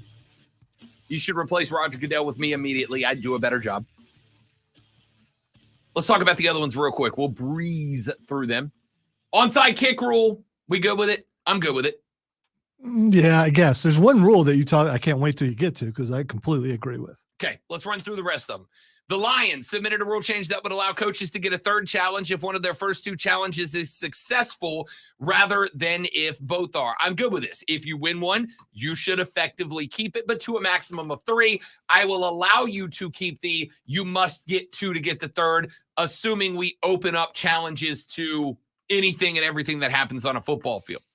The Buffalo Bills want the NFL to allow practice squad quarterbacks to be eligible to serve as the emergency third quarterback on game days. The current rule requires that the third quarterback be part of the 53-man roster. Totally in favor of this. Yeah, I think that's the one. That's the one that I was talking about. Yeah, they absolutely need to do this. Totally in favor of that one. I am. As long as they are a quarterback and not, a player that can do, a couple of different things, that they have to be a quarterback. I think they would have to be a quarterback, and I believe, much like in because NHL teams have an emergency goaltender. Does not count against your game day roster, but you have a guy with you, and you've seen the stories. Remember last year there was the you may or may not remember the story. Last year, though, there was the guy who was the arena Zamboni driver, but he got to play in an NHL game because the away team had both of its goaltenders get injured in the game, so they had to go with the home team's Zamboni driver as their emergency netminder. Phenomenal story. Like, it's a lot of fun. But that guy cannot come in unless the guys officially listed on the depth chart are ruled out medically by the NFL. I'm good with this because while as chaotic as it can sometimes get to have to pull up your wide receiver who played quarterback for one game in high school to come in and serve as a QB, it does kind of kill the game off. It does. Give me a handoff machine. Pittsburgh Steelers proposed moving the trade deadline back 1 week to after week 9. In a separate proposal, 6 other teams suggested moving it back till after week 10. I'm okay with this too, but I will acknowledge that it is 100% about entertainment value. I want the teams to be more accurately aware of whether or not they are really competitors or if it's time to start selling and get ready for next year. And the deeper you make the trade deadline, the better representation of that knowledge you have. You might have a team at week 8 where the trade deadline is right now, a team at week 8 that is 4-4, and the leader of their division is, 5-3. It's like, are we pretenders? Are we contenders? We don't know yet. You give them 2 more weeks, you might have a better idea. Might not, but might have a better idea. And obviously, every division is going to be a little bit different. A team that is 4-4 in one division, the NFC South, might be the division leader, whereas 4-4 in the AFC West, you might be 3-4 games back at that point. So I actually like moving the trade deadline back a couple of weeks. The Jags would like the NFL to make available the Hawkeye replay feed in the coach's booth rather than only in the replay booth. Yeah, that's coach specific, but I'm good for it. I think NFL teams should have access to every camera angle. I want everything I can get to make the game better. I want every game. I want everything that can make the game better to be available to everybody. The all 22 cam, as I have told you, is the best way to figure out ball, to know ball. So look at the all 22 cam, because everything that everybody does has an impact on everybody else. I would love for coaches to have direct access to the all 22 cam, to the Hawkeye cam, to the Barton cam. Give them Barton cam and let's work this thing out. Let's let coaches have more access to more information. I love chess match football games. Let's have it. Let's see it. And the Eagles hope to see game clocks display tenths of a second in the final minute of each half. I'm good with that too. I mean, does it have an impact on you and me as fans? Not so much, except in terms of we're going to get that shot of the center's hand on the ball when it's that last second tick, especially in time-wasting time, to see if that ball's moving backwards by the time the 10th part has hit zeros. So this has nothing to do with, we have 2.8 seconds as opposed to 2.2 seconds. We can get a play off in 2.8, but we can't in 2.2 or something like that. This is, I think, more in line with late delay of game penalties. Because the proposal would be just in the final minute of each half. I don't know if you have the access why you wouldn't do it every snap. Other than, again, you want to make it, the NFL wants to make it to where they're not dramatically slowing the game down with 9, 10, 11 delay of game penalties because the center snapped it a tenth of a second too late. So you only call it in the last minute high impact situations. I don't know, man. Like, just whatever. That one's a whatever to me, because I don't think you're going to have an ace expert who's going to go, oh, yes, the ball is or is not moving when the clock hits 0.000000. So I don't know how much of a difference that makes. Good with the onside kick change proposal.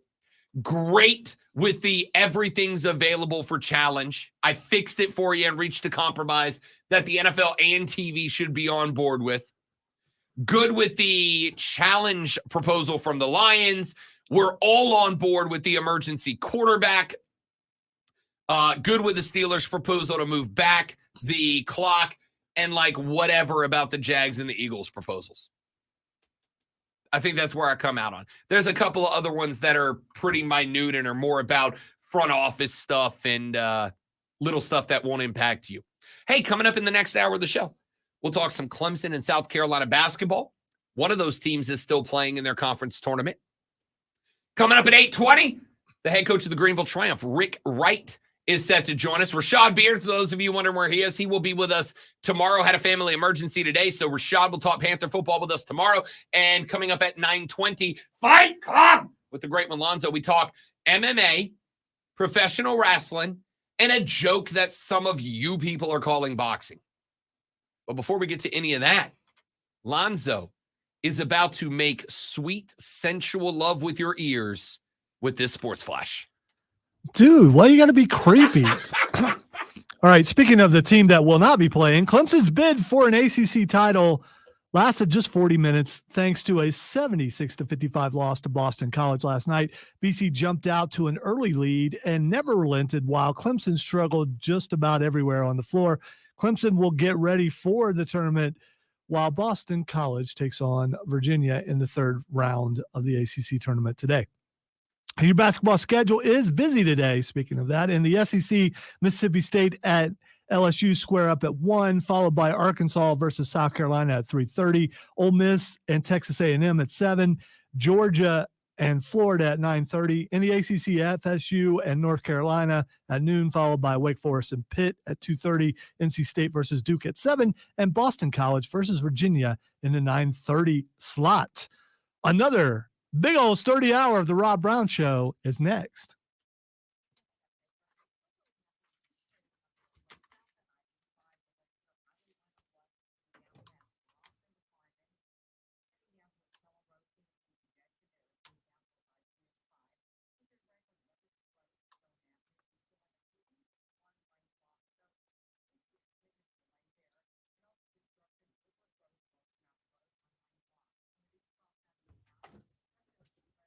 Let's go, computer. Come on. There we go.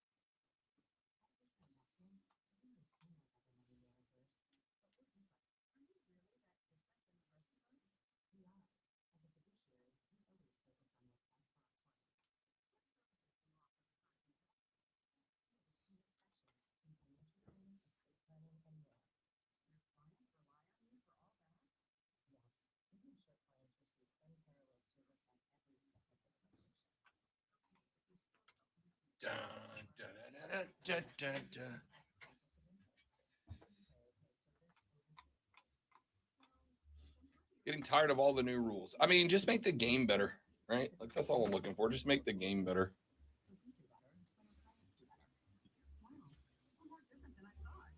If they never had rules changes, we would never have the forward pass and, you know, things like that. You got, I mean, there are innovative rules changes and then there's tweaking. And what works for the most part, they keep, and what doesn't, they get rid of.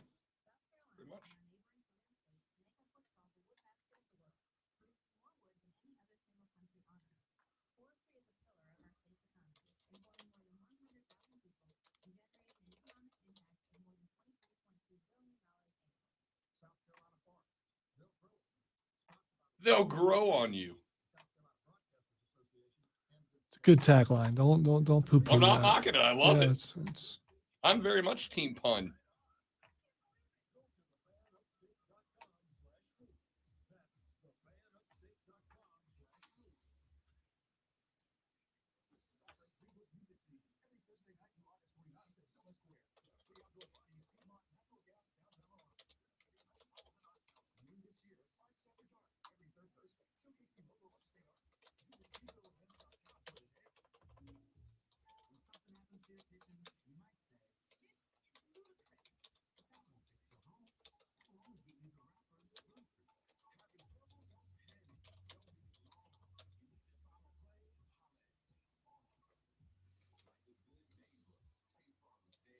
it's just I know what it reminds me of now.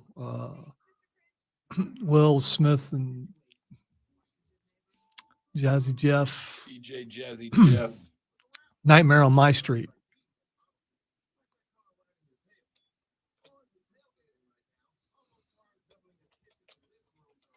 Come on, Ludacris. You can do better than that.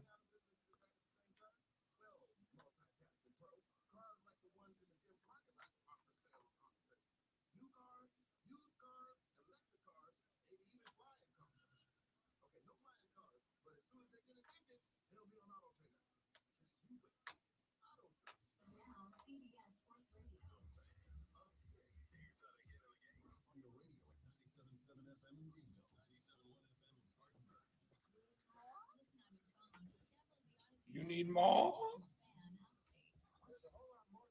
Senior or junior, James? Oh, he pulled a gun in their house.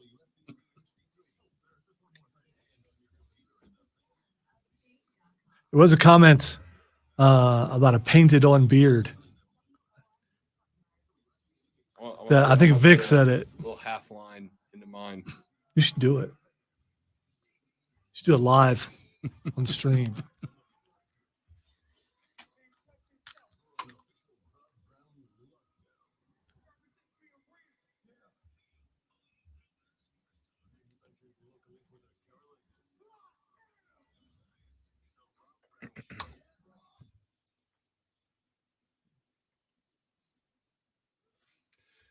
And off we go into hour number 3, ladies and gentlemen. It is the Rob Brown radio program. It is the Fan Upstate. How we doing, my friends? It is spectacular to be with you. I am Rob Brown, the Great Lonzo, on the ones and twos today.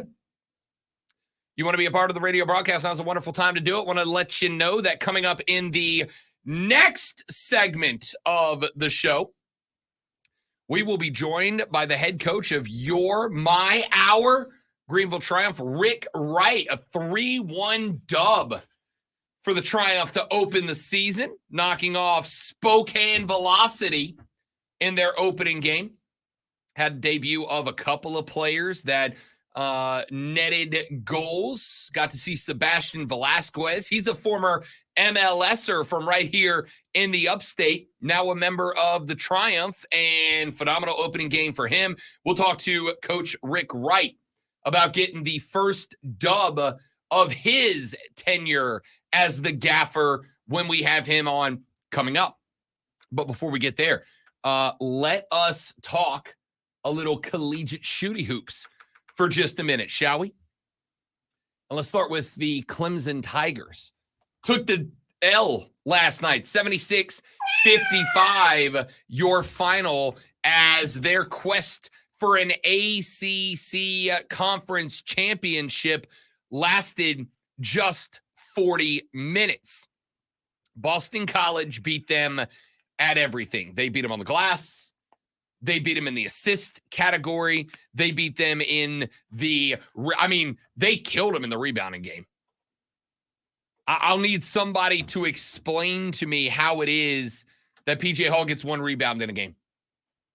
In a game, by the way, where he was up, he was supposed to go hand-to-hand combat with Quentin Post, the big man for the BC Eagles. A good big man. I was jacked about that matchup. I thought that matchup had the potential to be the best matchup in this entire tournament. Post v. Hall should have been spectacular. And so the question shall be asked, and I think shall be asked quite fairly, is this Brownelling? And I think the answer to that is a solid maybe. Here's what I mean. On one hand, I really didn't have an issue with the game plan of Clemson. I thought you got a variety of different looks. I thought you got a couple of different spots where Clemson was shifting up the defense on Boston College and throwing them some different looks here and there. I thought there was a lot of positive as far as the game plan goes.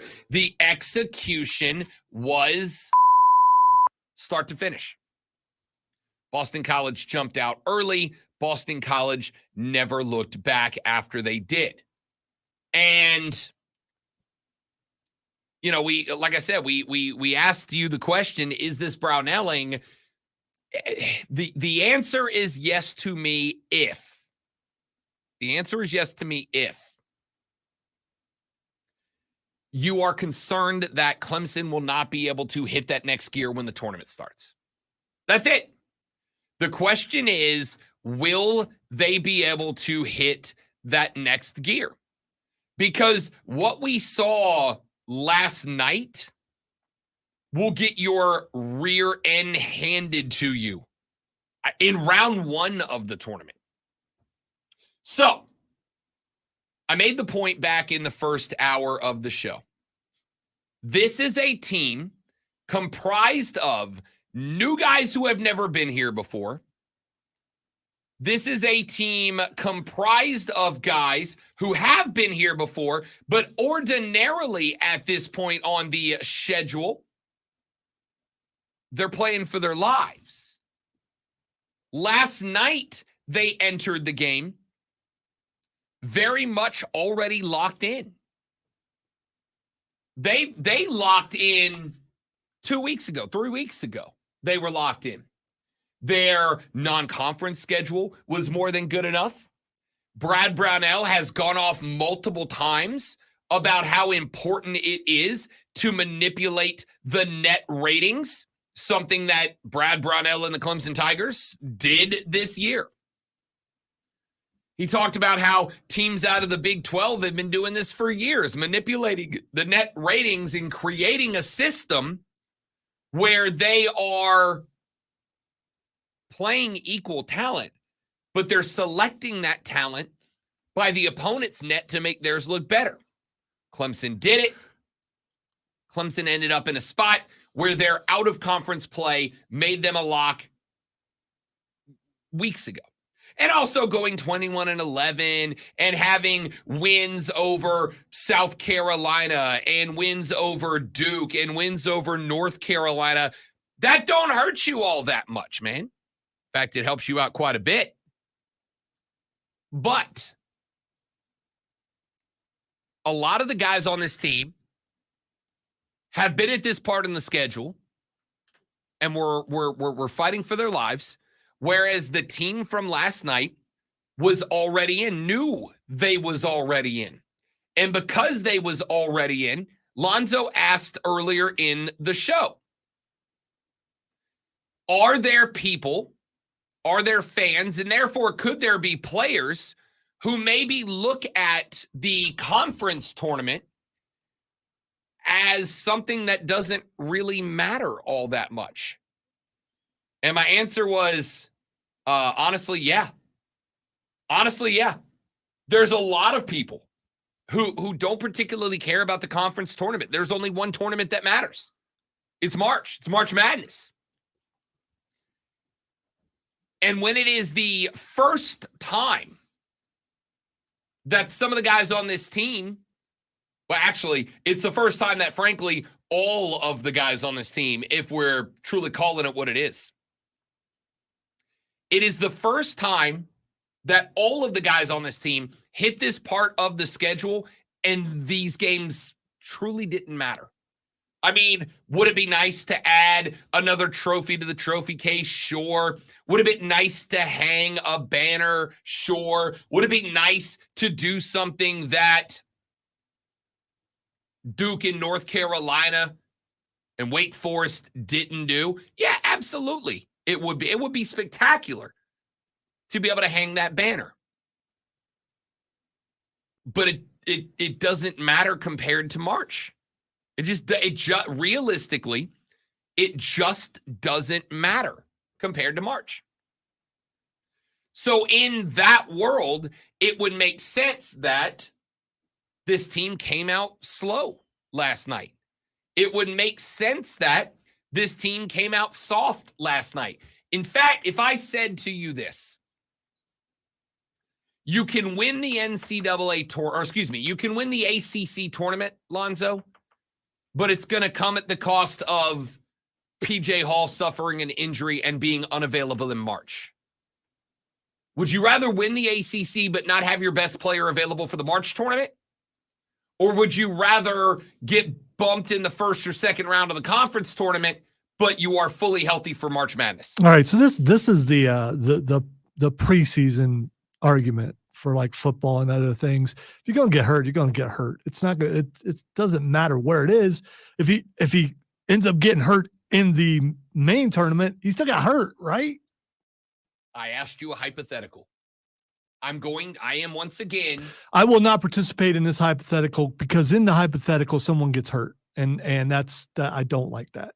Okay, then I will ask you, my dear listeners, compatriots, colleagues, and friends. Are you guys okay with the hypothetical being someone gets hurt? No one's actually getting hurt. It's a hypothetical.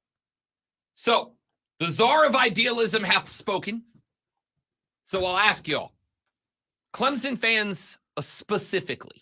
Am I just the worst at this for you? Yes, you are the worst at this. I would think you would learn the room and fashion your hypotheticals in a way that it would work with me. Hypotheticals are meant to drive conversation, yet you Right. refuse to participate. No, because I don't want to lie. And it bothers me when I don't want someone to get hurt. Taking I'm an sorry. opinion on a hypothetical is not lying. This is my opinion. I think it can be taken out of context and be. I gave you the context. No, I'm talking about from someone else, somewhere else, going, oh well, he's okay with someone being hurt. Well, I will let them paint me however they wish. I got 2 crystal trophies that say we have painted ourselves just fine. So I will ask you, dear listeners, about your hypothetical. I am, once again, Will Smith from that very awkward remake of Aladdin. I am a magical genie. And I will grant you one of 2 realities, but you have to pick one of the 2. Reality A, you win the 2023-2024 Atlantic Coast Conference Championship Tournament. But in the final, you lose PJ Hall. He is unavailable for March Madness.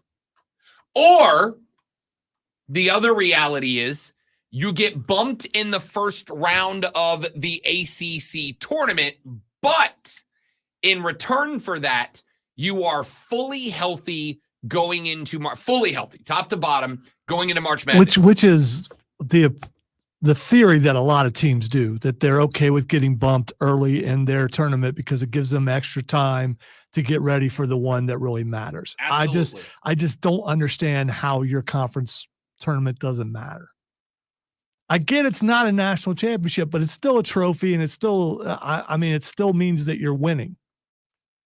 James said both realities end up with Brownell losing in the NCAA tournament and getting an extension. Probably. That's probably true. I mean, recent history would say that's probably absolutely true. So I'm going to go with I'd rather be fully healthy in March. The ACC tournament, I'm not going to say it means nothing, but it does not mean as much as a Final Four berth does.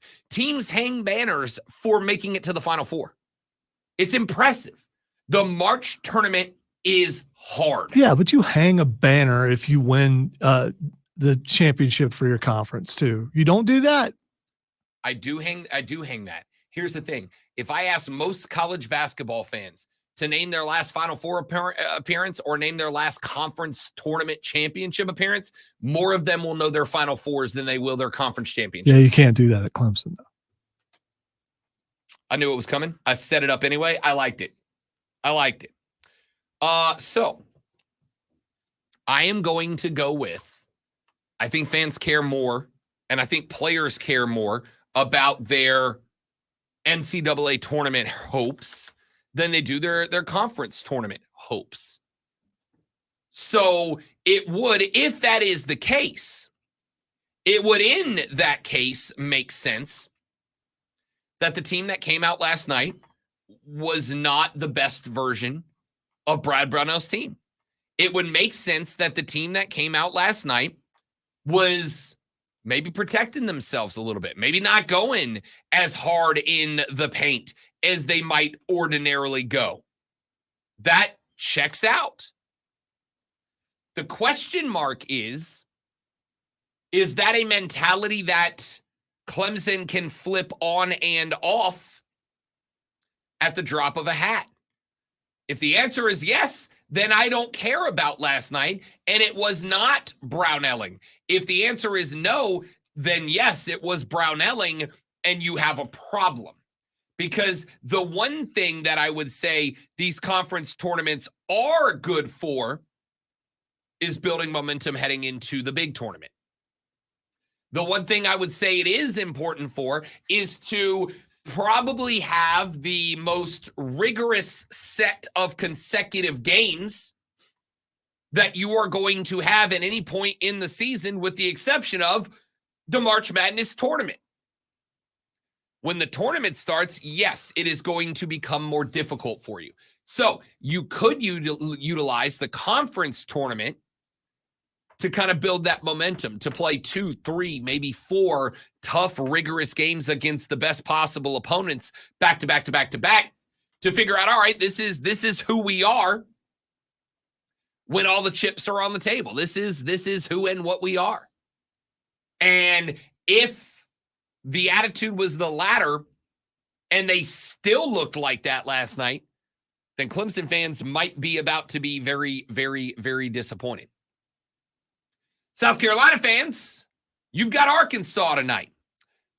There is good news and bad news. Mighty Razorbacks. The Razorbacks and the Gamecocks set to go tonight. Lamont Paris, who, as far as I am concerned, is without a doubt your national coach of the year this year. National coach of the year this year.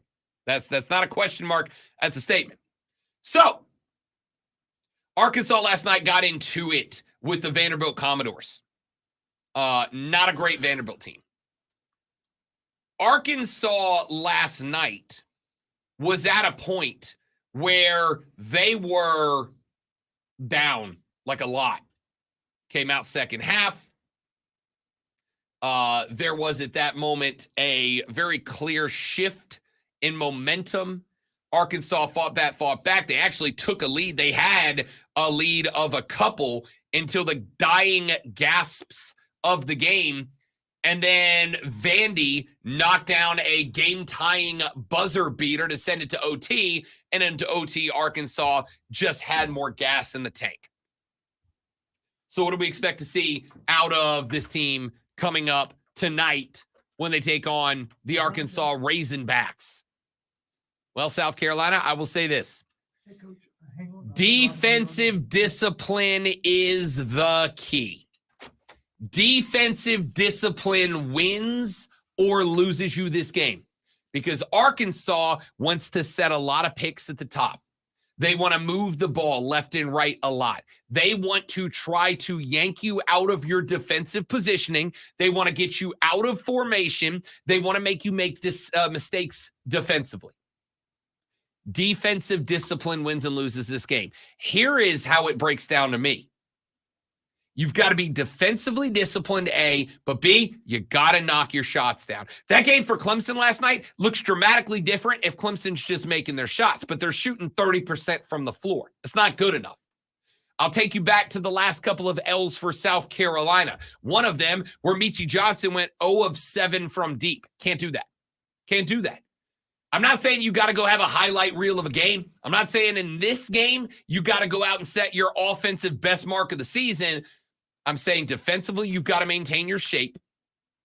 And offensively, you got to put the ball in the net. I know that's cliche. I know that seems easy.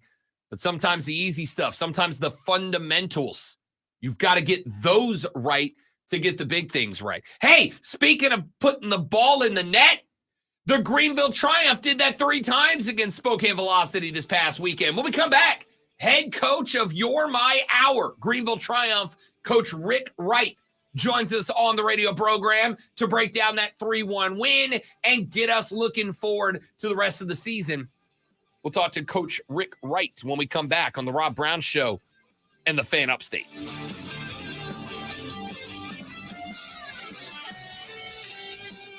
All right, guys, give us just a minute while we get Coach Wright set up. We'll be right back.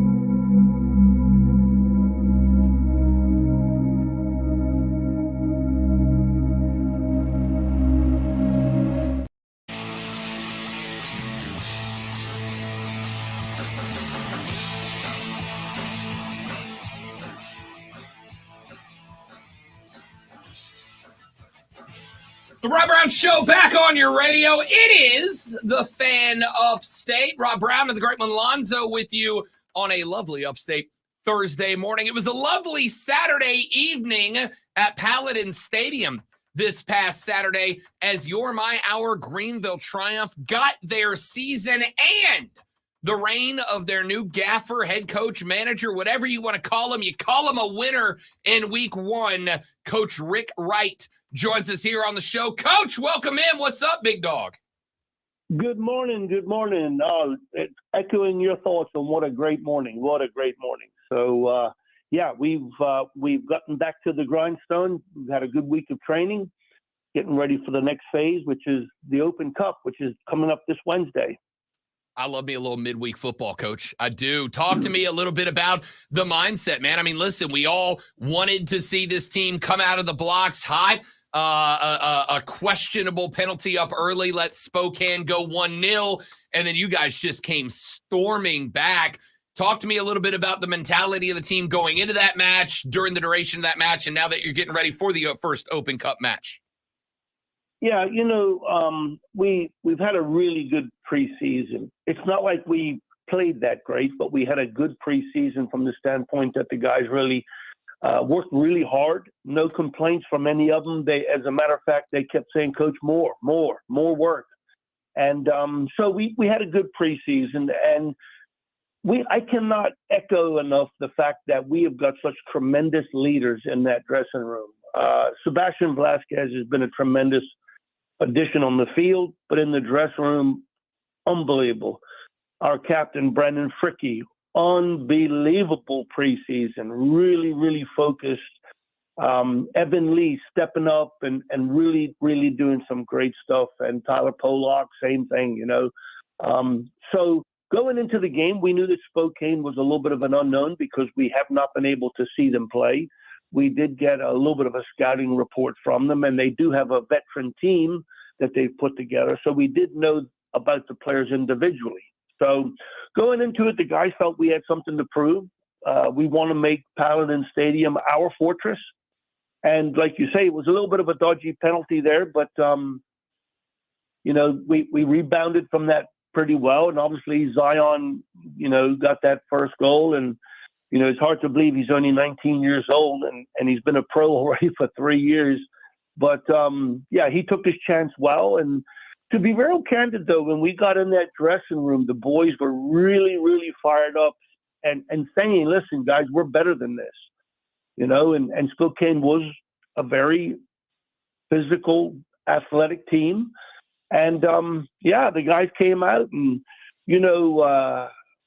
Liam came out with a little bit of an attitude because he felt like he played poorly in the first half, and he did. But he came back out and, lit it up. And Leo Castro, wow, what a great goal. And, so the guys really, really had a point to prove, and they stepped up to the plate. Evan Lee's goal was very clinical. And were we expecting to score 3 goals? Probably not, because we've had a little bit of a challenge scoring them in preseason. But as the announcer said, we were very clinical. And so this week we've been working on some of the efficiencies there. We're trying to shoot more. We're trying to get more opportunities. And so as that game came to a close, you could feel the electricity in the stadium. You could feel the players really, really take a deep breath and say, "You know what? We are good. We are a good team." So, it's been good so far. I have had, Coach, the pleasure of working with this team, both with the front office and with the team itself for the last, 4 years running now. And one thing that's always jumped out to me is there's not a time, even in the couple of spots under Coach John Harkes, where maybe there was a let up last year in the playoffs, maybe a disappointing exit. There's never been a point that you would talk to these players where it sounded like that was hung on them. I mean, I know they're athletes and they're going to be disappointed with different results in different situations, but it never seemed like this team, whether it was getting into a hole in an individual game or maybe going on a 2-3 loss streak or maybe an exit from the playoffs they didn't anticipate, this team never really feels to me like they let those things become an albatross. It just always seems like it makes them dig in a little bit more and push a little bit harder to get things back on the right track. Did you feel that in this game when that first goal went in for Spokane? And more importantly, in your role as an assistant last year and how the season ended last year and now moving up into the head coach's role, have you felt that from that team coming from the 23 into the 22 version of it? Without a doubt, one of the things that I really, really harp on with the guys is that this is their team. This doesn't belong to me. It doesn't belong to anybody else. It belongs to them. They have to take ownership. And that's where the leadership comes from those guys at the very top. And when we went back in that dressing room, there was not one single head down. It was, hey, we're going to come back and we're going to beat this team. We're better than this. We're better than them. And that was the mantra. And that's the way it's been, like you say, every year. John and the whole coaching staffs in the previous years, we always had a very, very strong belief that we are doing the right thing. We are putting together the right guys. And we don't, you don't know if a guy's going to be that competitive until you get him on board. But at the same time, we always create that competitive environment. Listen, yesterday, on Wednesdays, we're doing a little competition day, and where we break the boys down into groups of 6, and we're playing a 6-a-side tournament every Wednesday, and it's a month-long tournament. And, yesterday we got out on the field, and I told Mark, my assistant, who, by the way, is doing a phenomenal job, and Julie's doing a great job, and I made the comment, I wonder where these guys are right now as far as their minds and where are they physicality. It didn't take very long because the very first match, Sebastian's team lost, and he was angry. And he got him to the side and he gave him a little lecture, and they went the rest of the tournament undefeated. So, these boys are competitive. And at the end of the tournament, there was some harsh words spoken because some guys felt that the referee wasn't the best, but we're trying to replicate the real games. Our game refs aren't always the best. So it's got the guys have a really competitive vibe, and there's no albatross around anybody's neck. I can tell you that they have a chip on their shoulder because we want to prove that we're the best in the league. Period. Talk to me, Coach, a little bit about Sebastian Velasquez. I've had the chance to meet him a couple of times. I mean, he's one of those cats that the story, I know he's from this area, grew up working at Stack's Original, one of my favorite restaurants. But the kid's had success internationally. He played at the MLS level. He is one of those guys that, as somebody who's been around athletes a long time, I almost kind of expected him to kind of have a little bit of an attitude, a little bit of an edge, and he does when he's on the pitch, Coach. But this dude has also been, since I've had the chance to work with him, one of the nicest people I've ever been around. How is Sebastian fit into this team, both as a player and a leader? Oh, unbelievable. I can't say it enough.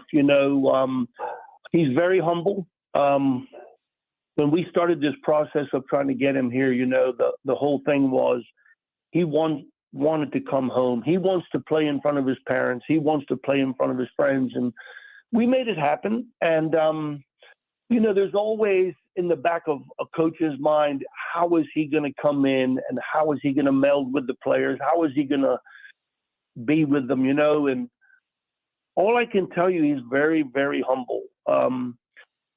He's a hard worker. He loves the game. He loves this game, and you can see it when he plays. But he really does. He wants to leave a legacy where he makes an impression on this team. He's not one of my captains. And I told him I was not going to make him a captain. He goes, Coach, you don't have to worry about that. I'm going to lead no matter what. And, I mentioned Brendan Fricky earlier.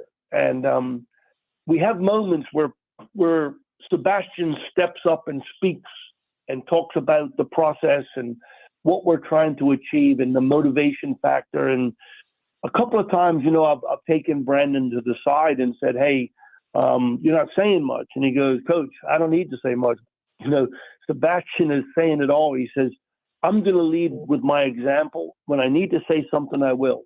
So everybody is finding their little niche in this team. And Sebastian is really and truly a tremendous leader, works hard, encourages the guys. And, you know, it's easy for, and I'm not going to say a superstar, but a guy with his pedigree to when the chips are down, to just sit back and go, why am I here? You know, why am I playing with these guys? You know, not Sebastian Velasquez. Sebastian Velasquez is always picking up everybody, and he is a true epitome of a leader from the standpoint that he wants to make all of his teammates better. And he does a tremendous job with it. And so did the other leaders. I mentioned Brandon. I mentioned Evan Lee, Tyler Pollock. Those guys are doing a phenomenal job right now. Incredible. Now, when and if we hit a bump and lose, I think that'll be really and truly to see how leadership steps forward, you know. But I did cheekily say to the guys on Saturday night that, you know, the good thing about winning the first one, you know, it's hard to go undefeated if you lose the first one. So at least we've got the first one underway, and now we got the focus of seeing just how far we can ride this undefeated streak. I want to talk a little bit about the matches upcoming, Coach, but before I do, I want to talk a little bit about Leo Castro, a 3-point game this past Saturday night. Loved watching him improve week after week last year, and then that back heel goal. Coach, I think I've probably watched that goal about 1,000 times so far, and I'll probably watch it 1,000 more before the next one. Talk to me a little bit about the development of that kid, and before you do, about what you thought when that thing went in the net, because my goodness, if that's not a top 10 play of the year, I don't know what is. Yeah, you know, Leo is a polished pro too, you know, and he's got great leadership skills. He's a very quiet guy, though, very quiet leader. But Mark and I talked about this going into this game, and we're seeing a side of Leo that we never saw before. And I'm talking about last year, we never saw this. He's got a very interesting sense of humor. And so he's very refreshing in the dressing room because, you know, he makes fun of me, he always teases me because of my age. And I, of course, give it right back to him because he's closer to me in age than any of the other guys. But going into this game, we saw a side of Leo where, number one, he's been training really, really hard. He looked very fit. He's playing like he's 25, not 35. And, when we saw him on the pitch, not just that goal, but the leadership that he exhibited, the communication that he did with 19-year-old Zion Scarlett is really very refreshing. You know, he wants a striking partner, and he's bringing Zion along. You know, he's mentoring him in a big way.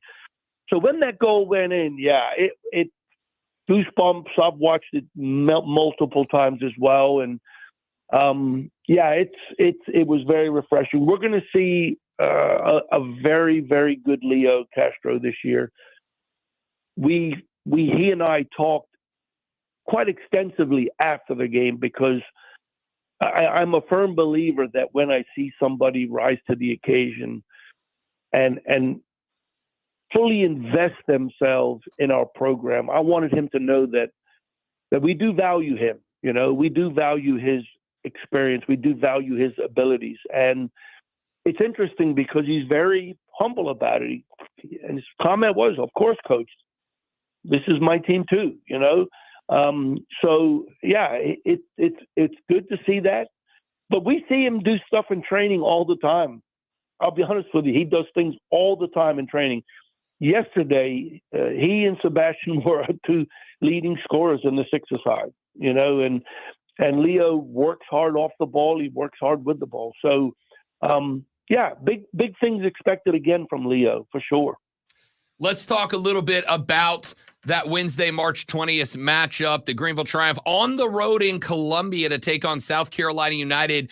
From the perspective of a fan, coach, this tournament is incredible to me. It is one of the best things in American sports. I know there's been a little drama with the teams at the MLS level, but the fact that you've got every club level from beer league up to the very top competing. It is such a fantastic event for soccer. Provided to me maybe my favorite sporting event since I moved to the upstate a couple of years ago when MLS side Charlotte FC came down and played here in Greenville, and we gave them a hell of a game that night, Coach. Can you talk to me a little bit about what the U.S. Open Cup means for a team at the level of a Greenville Triumph and what it would mean to you guys to make a deep run through it? Yeah, this is crazy and hard to believe, but I actually played in the Open Cup way back in 1979 with a team out of Atlanta that I was playing with, and I can remember the excitement that we had back then because we were playing a team from Rochester, and it's an exciting event. The teams that we're playing for, we're playing South Carolina United. And I haven't really discussed this with the guys yet, but we've got to be very careful that we don't underestimate anybody because at the end of the day, the teams that are in the lower levels, this is their FA Cup final. This is their European Championship game of the year. And the fact of the matter is there are guys that'll be on that South Carolina United team that actually are going to be on audition or trial for all the professional teams. I know that one of the boys they have, is an Anderson University player that he's already reached out to me. Hey, coach, I want you to really watch me, play, So, it's a great event. We've got to make sure that we've got our ducks in a row. And at the end of the day, somebody asked me the other day, are you going to play your second team? Why would I do that? I mean, that makes no sense to me. No, we're gonna play our strongest team, and we're gonna play to win every single match. You mentioned the Charlotte game. A lot of people forget that the game before that we beat Oakland Roots that came all the way from the West Coast. And yeah, we beat them, and we should have. Well, everybody thinks they should have beat somebody, but we could have very easily have beaten Charlotte FC that day, without a doubt.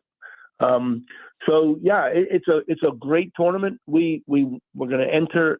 Obviously, we're entered it. We are going to attempt to win every single match we play in that thing. It's as simple as that, So yeah, we're looking forward to going to Colombia and. It's another stepping stone, then we do have to turn around pretty quickly and come back home and play Forward Madison, which is always a tough game. So, but the boys are prepared. We feel like we're in a good place physically, fitness wise. We actually will get one of our 2 injured players back Friday for training. So Carlos will come back into training tomorrow. And we're excited about that. It just makes it that much more, competition in the midfield. So, we're looking forward to Wednesday. We intend to go down and put on a good show, and maybe we'll get some fans from the Mid-State to come up and watch some games at the Paladin Stadium. Rick Wright is the head coach of our Greenville Triumph again next Wednesday on the road in Columbia in the initial round for the Triumph of the U.S. Open Cup, and the next Saturday at home, Paladin Stadium, 7 p.m., where they welcome in a team I have loved to watch become a rival of the Triumph, Forward Madison. Coach, my man, always great to have you on the show. We appreciate it, and we will see you in Columbia next Wednesday. Let's go get them. Yes, sir. Let me just say one thing. I love you when you say yours, ours, mine, because that's really and truly what the Triumph is.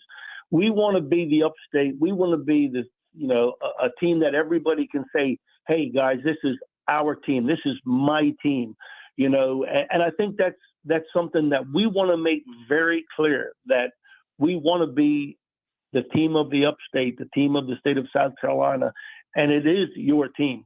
It is our team. It is my team. So, let's take a crowd and go down to Columbia and show them what we're made of. I love it. Coach Rick Wright from the Greenville Triumph joins us here on the Rob Brown Show in the Fan Upstate to talk a little footy. Coach, we'll do it again real soon. Thank you. Yes, sir. Great. Have a great day. Thank you. You as well. Thank you very much. Coach Rick Wright, the gaffer, joining us here on the show. We appreciate it very much. Let's run to a break. We'll come back. We'll wrap up this hour of the show. Next hour of the show, we'll run you through a bunch of quick hit stories, and then it's Fight Club with the great one coming up here in about 40 minutes from now on the Rob Brown Show. It is the Fan Upstate.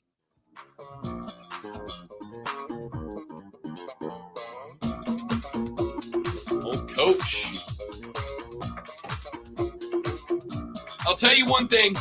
There are some guys in the game that you will never have to worry about the interview going short. And I love Rick for that. I'll say if you prefer yes and no answers, I mean. I do not. Yeah. I do not prefer that at all.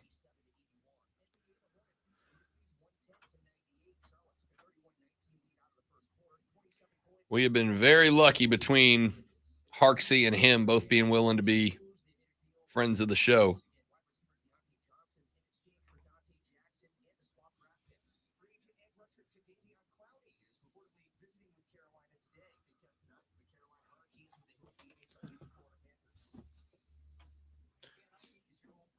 I appreciate, Stephen, how you also are concerned, like I am, for Rob's health. It's 2, but your boy didn't fall asleep till like 2 o'clock this morning and then got up at 3:30. So it is what it is.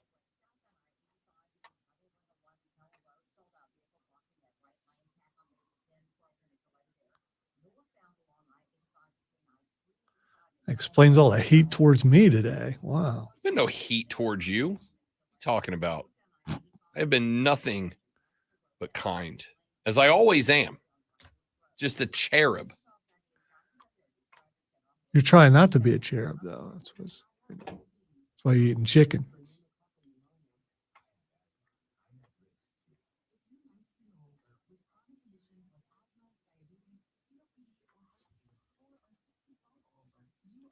Look at that beautiful, almost going to be 80 Sure, right? day today.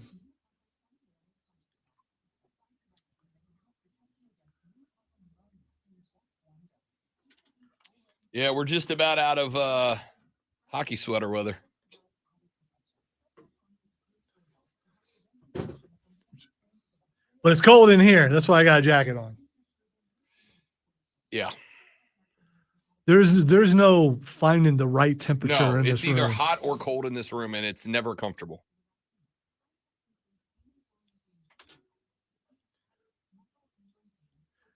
According to the weather app, which may or may not be right, between the hours of 4 and 6, it's going to be 78 degrees. I'm here for it.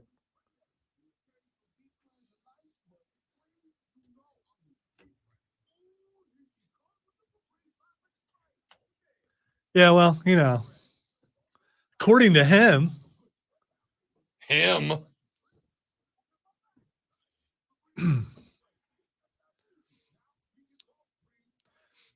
Looking at your Twitch name, I'm sure your hypotheticals would work perfect for me.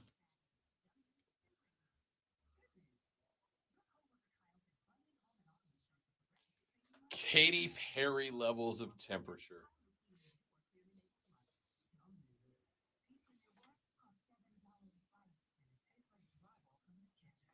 If all Rob's hypotheticals were in anime, we'd be all right.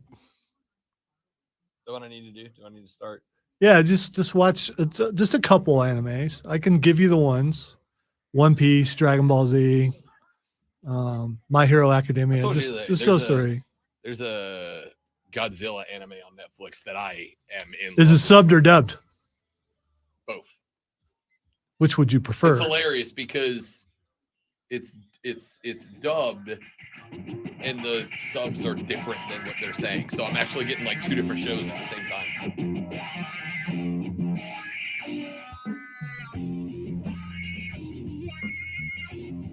All right, ladies and gentlemen, wrapping up hour number 3 of the Rob Brown radio program. This is the Fan Upstate. Texter says, hilarious. Rob Clemson has never been to the Final Four or won the ACC tournament. Which I said, but I'm glad you said it too, because that confirms it if more than one person says it. Texter said, I'd rather my basketball team play every game like it's their last game because you never know when an injury will occur. Yes, Joey, but exactly. The harder you go and the more you go, the more likely an injury becomes. right? Like that's if just you how play, numbers if work. you play in both tournaments and you win both, that means you won a lot more games, and that's just awesome because winning is so cool. Again, I don't disagree, but you've got eggs in baskets and you've got to decide how much you're going to put into each because you only have so much gas in the tank as I cross my metaphors over. Like it's lovely to say I'm going to Broke give some it ankles with that crossover. So it was amazing. It's lovely to say I'm going to give it all I got every time I go out, but that is a statement from the czar of idealism, not from a resident of reality. The reality is you can give it all you got, but if you give it all you got all the time, eventually you're going to have less of it to give. That's how bodies work. No, not if you do a lot more cardio. I mean, you work on your cardio, and then you can give it all you got to give every single time. No, you can't. No, you can't. That's just not how anything works at all. Then explain LeBron James. I will. Look at his numbers. They come down every year. They're still real good, but there's a reason Braun is the chosen one and the rest of us ain't. Because his tank's a lot bigger and can hold a lot more. Doesn't mean he can't run out of it. That's why he's had all these minor ankle injuries and missed a game at a time here and there. He also has like a hyperbaric chamber or something. It's weird. Listen, if playing more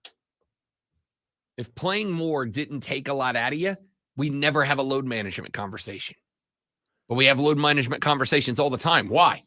Because sometimes you just got to shut it down and recharge the batteries, man. We're not actual batteries, but we work on the same principle. You can store X amount of energy, and as you burn it, it takes a while to get it back. The Matrix could be real, and if it was real, then we would be back. No, Mr. King of Killing Hypotheticals. You don't just jump straight to the Matrix, the hypotheticalist hypothetical of all. You said we're not batteries, but you know there's movies out there that say that we could be. There actually is a scientific theory that perhaps this is all a simulation that we live in, and there's actually some level of philosophic evidence it might be true. It's kind of mind blowing if you ever decide to do Aaron what's his name? Aaron Rodgers. I bleached his name from my memory. You ever do Aaron Rodgers levels of psychedelics and go down YouTube, you'll learn all about the theory that we live in a simulation. And he may someday be vice president of the United States. I mean, so there's that too. Way to go, America. Way to go. America. Anyway, that's where I thought this segment was going to go. Captain Kirk says he can retire a Falcon. Kirk Cousins spoke out for the first time yesterday, said that he thinks he can finish his career in the ATL, came out with a pale gray suit and, of course, the red and black Jordans because Kirk's got drip. He also has a lot of money, so he can afford that sort of thing. Yes. The Atlanta metropolitan area has been a place of familiarity for the new Falcons quarterback and his family for a long time. His wife, Julie, grew up there. He has spent parts of off seasons in his father-in-law's basement in Johns Creek, Georgia. Kirk Cousins living in a basement makes perfect sense. It checks out fine. Probably looks really comfortable down there. There's probably a worn out easy chair that he's just sitting in, putting that brain thing on his head. His father-in-law's basement is nicer than your and my houses put together. Probably. Sorry, your compound and my house put together. Probably. Anyway. Yeah, but is it rustic? Kirk Cousins said, quote, I think in Minnesota it was trending over the last couple of off seasons to being somewhat year to year. And as we talked with Atlanta, it felt like this was a place where if I played at the level I expect to play, that I can retire a Falcon. And that was something that really excited me. And that's certainly the goal. And you got to earn the right to do it, end quote. Asked about his Achilles surgery recovery. He said he, quote, is feeling great, end quote. Said he's able to take drops and throw the ball well right now, but that if he had to leave the pocket, it would be clear he's still recovering from the injury.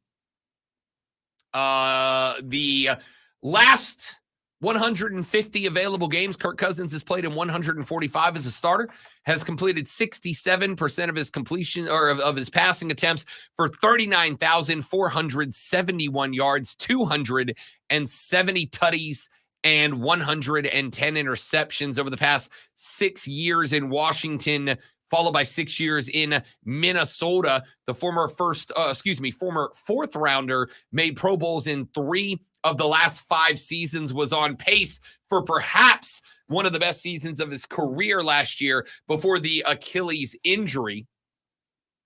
Dude, it's impossible to dislike Kirk Cousins. There's only one thing wrong with Kirk Cousins. Do you know what it is? He's a Falcon. That's it. That's the only thing I got against the guy, man. It's the only thing I got against the guy. It just is.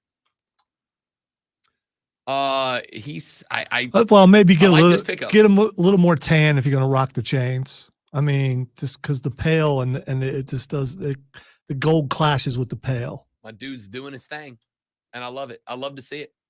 All right, when we come back here in just a minute, I'm very excited, because an NFL team has made a good decision. And not just a good decision,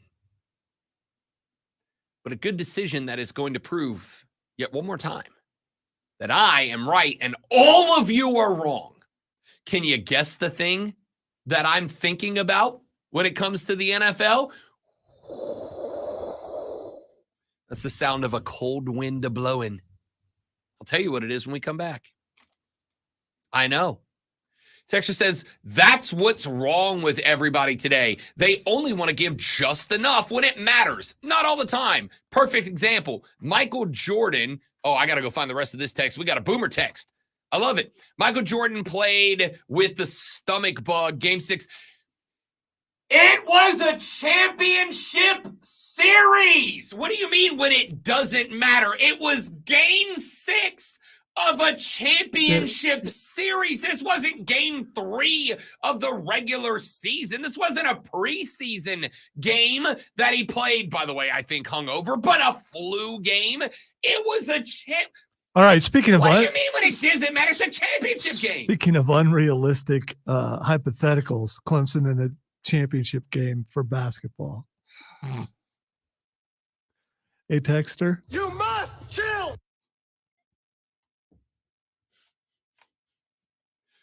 Oh, when it doesn't matter. Michael Jordan played with the flu in a game. It's a championship game. By the way, I mean, you shouldn't be dogging it when you're out there. If you're playing in the game, you should play to win the game, and you shouldn't go out there.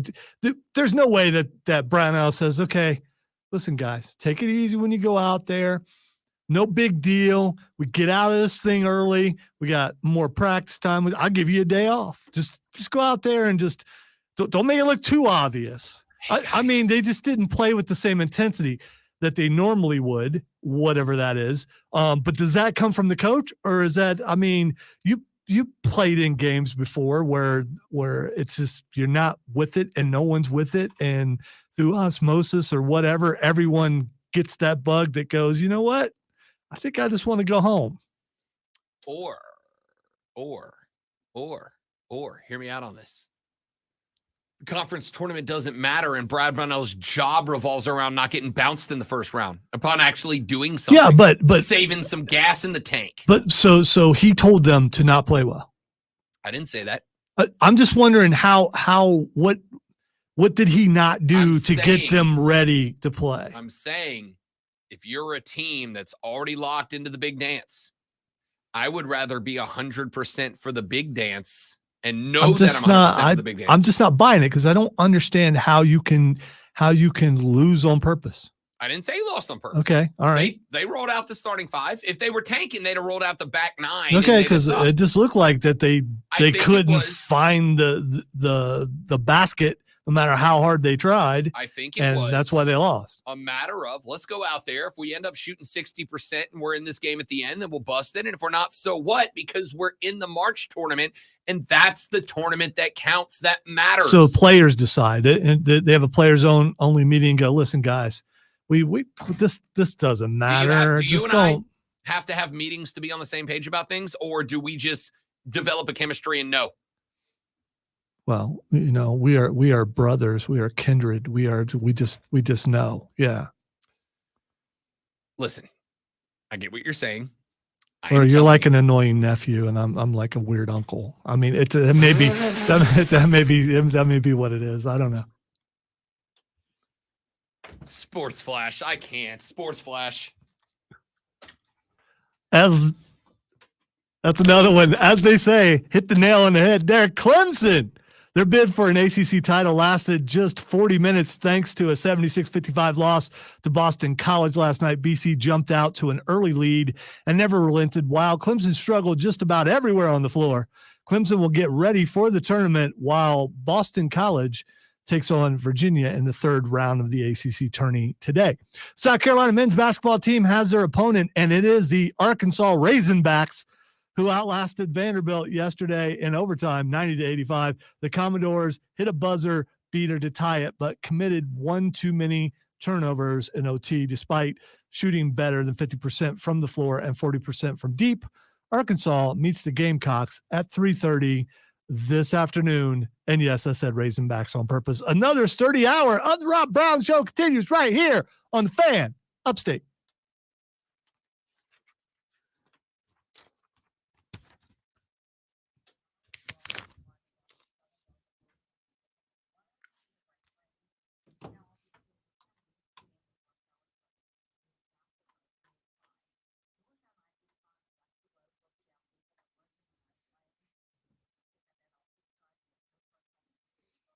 More than likely, James.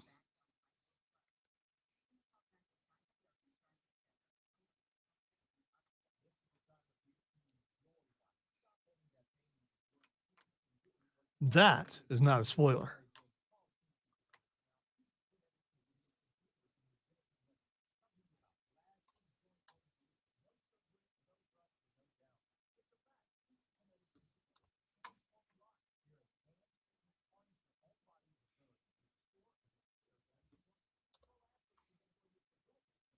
I know. Stinking Razorbacks.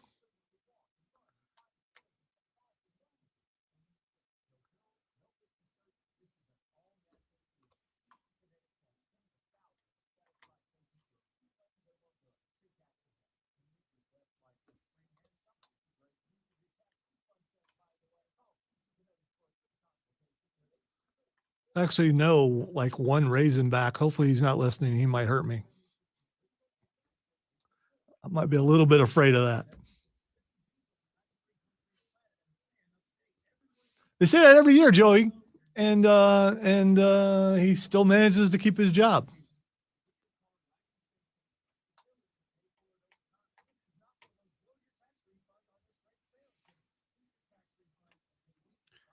He has the most secure job in all of college basketball. I can't say you're wrong. Just in case you were wondering, I did go Razorbacks again because, you know. I know I heard it. I listened in there during the breaks. I like it.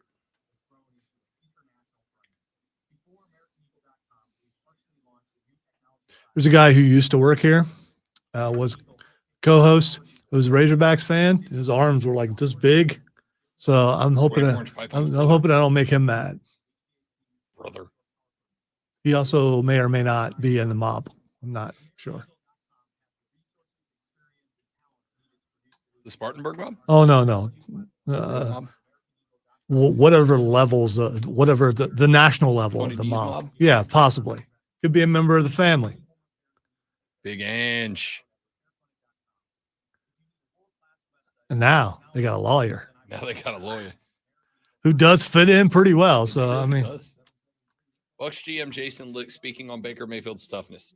He set the tone for this team with, for his lack of a better word, he's probably a 1 out of 10. He's a 10 on the prick scale. Mayfield responded, "Thank you. I'll take that." Baker. I don't know if you can say, that's not a real, I mean. What a compliment. No, I'm talking about on the radio. I don't know about. Like, I would say it on the radio. Yeah, I just don't. But I think you dump it. So I'm not, so that's why I didn't. Because I'm uncertain. And when I'm uncertain, I push and deal with whatever the repercussions, which is usually an angry host, which I kind of do anyway. So, I mean, you know, yeah, okay. I don't have anger in me. Sure. Calm, cool. We'll see how much cool the DBs go up in the next segment. Oh, 1,000. Yeah.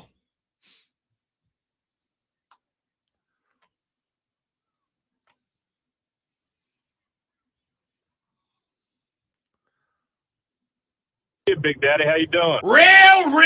Real good as we head into the final 60 of the Rob Brown radio program right here on the Fan Upstate. Hello, Upstate South Carolina. What's up, America? How we doing, world? I'm talking to America here. Great to be with you. Hope that you're having yourself a spectacular Thursday so far. We got Fight Club coming up here in just about 15 minutes from right now, where we will talk boxing,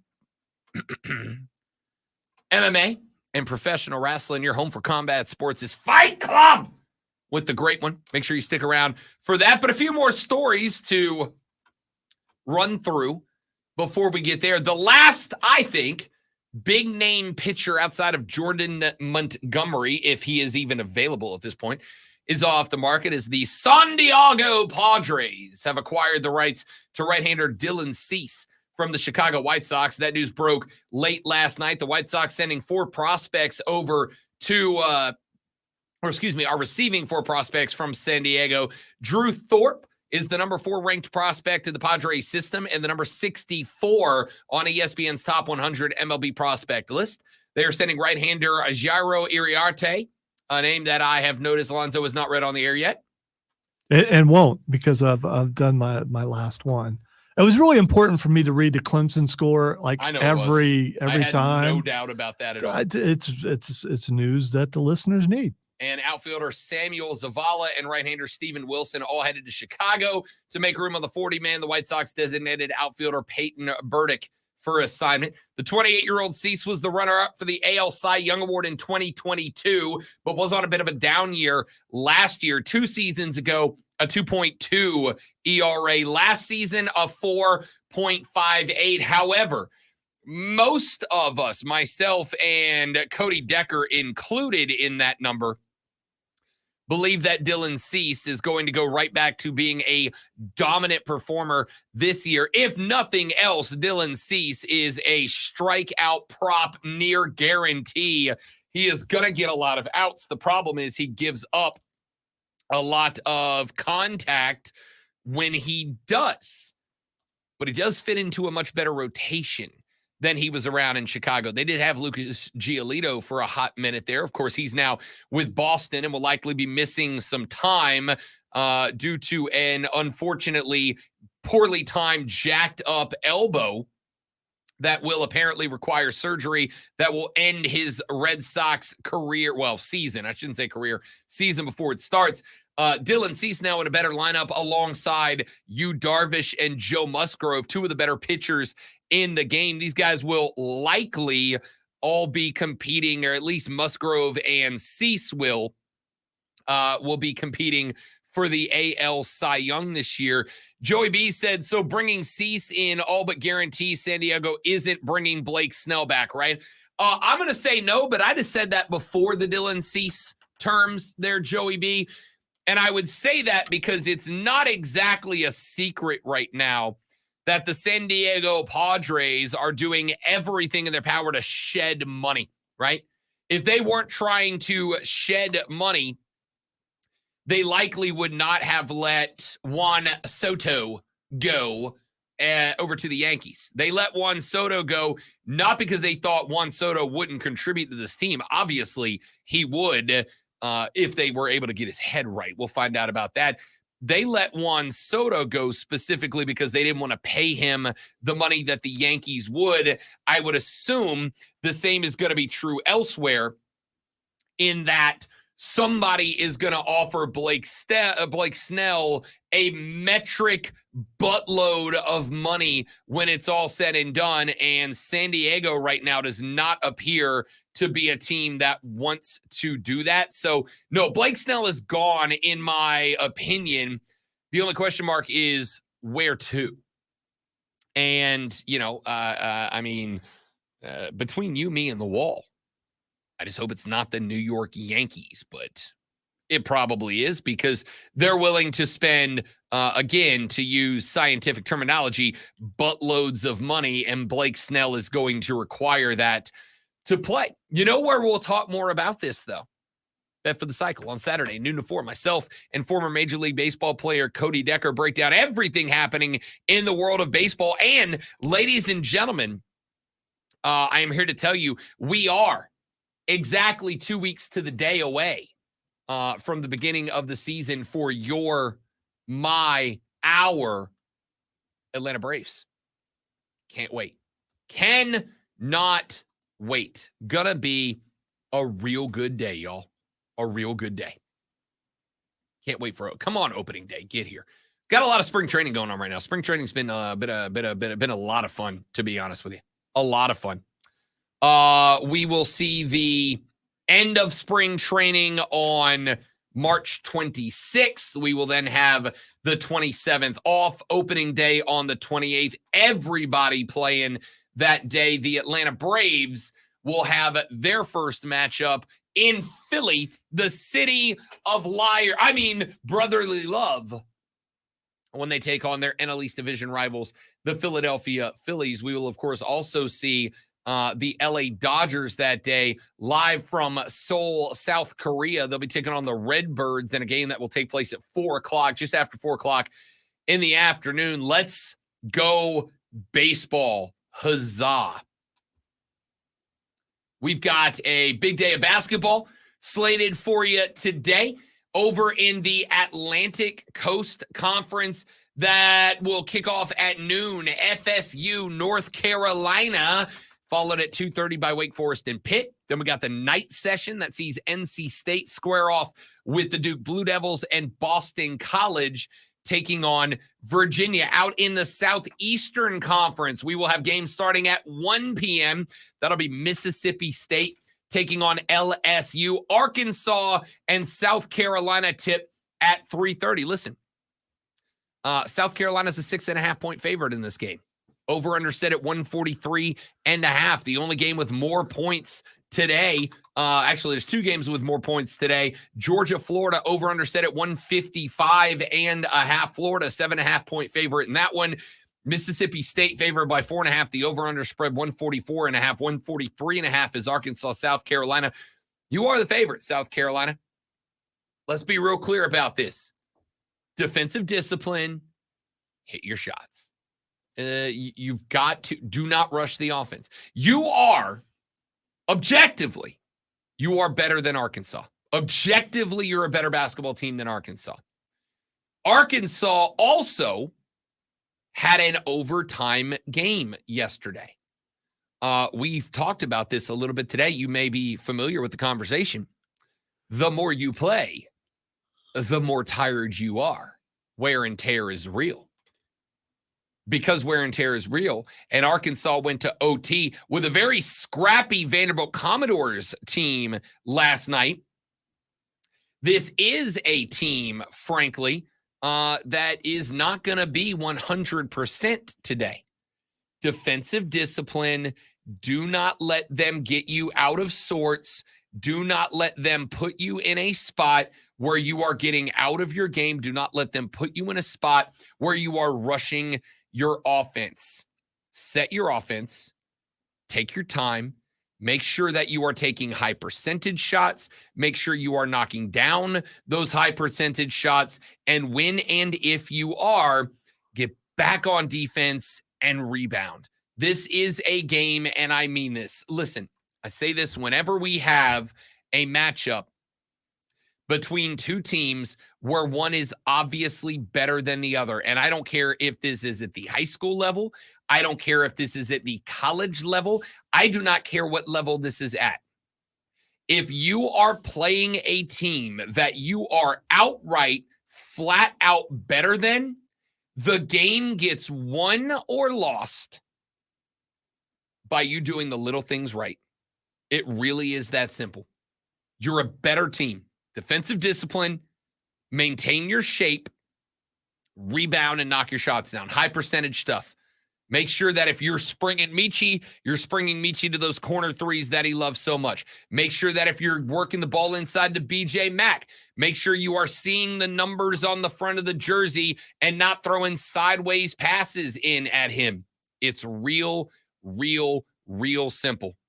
Do the little things, do them the right way, win this game, move on to the quarterfinals. You should win this game. Got the Big Ten tournament taking place right now as well. Minnesota, Michigan State will tip at noon. Maryland, Wisconsin at 2 o'clock at 6:30 tonight. Ohio State University takes on the Iowa Hawkeyes. Penn State and Indiana tonight at 8:30 p.m. And then out in the Big 12 conference, BYU getting a big dub. BYU might be the best three-point shooting college basketball team of the last couple of years. They light the strings up from deep. They got Texas Tech at 12:30, TCU and Houston at 3 o'clock, Kansas State, Iowa State at 7, and Cincinnati shocking the Rock Chalk Jayhawks last night, taking Kansas out of this tournament. They square up with Baylor at 9:30 p.m. TCU Houston should be fun. TCU 21-11, a good team, but the Cougs lost 3 games this year. That's a real good team. Real good team of the Cougs. They're beatable. They're absolutely beatable. They do not have a fantastic offense. They do have a spectacular defense, though. Out in the Big East, Xavier and UConn at noon. St. John's Seton Hall at 2:30. Providence and Creighton at 7. And a game there's no chance I'm missing. Villanova Marquette tonight at 9:30. It's going to be another stay up late for your boy Rob Brown kind of night.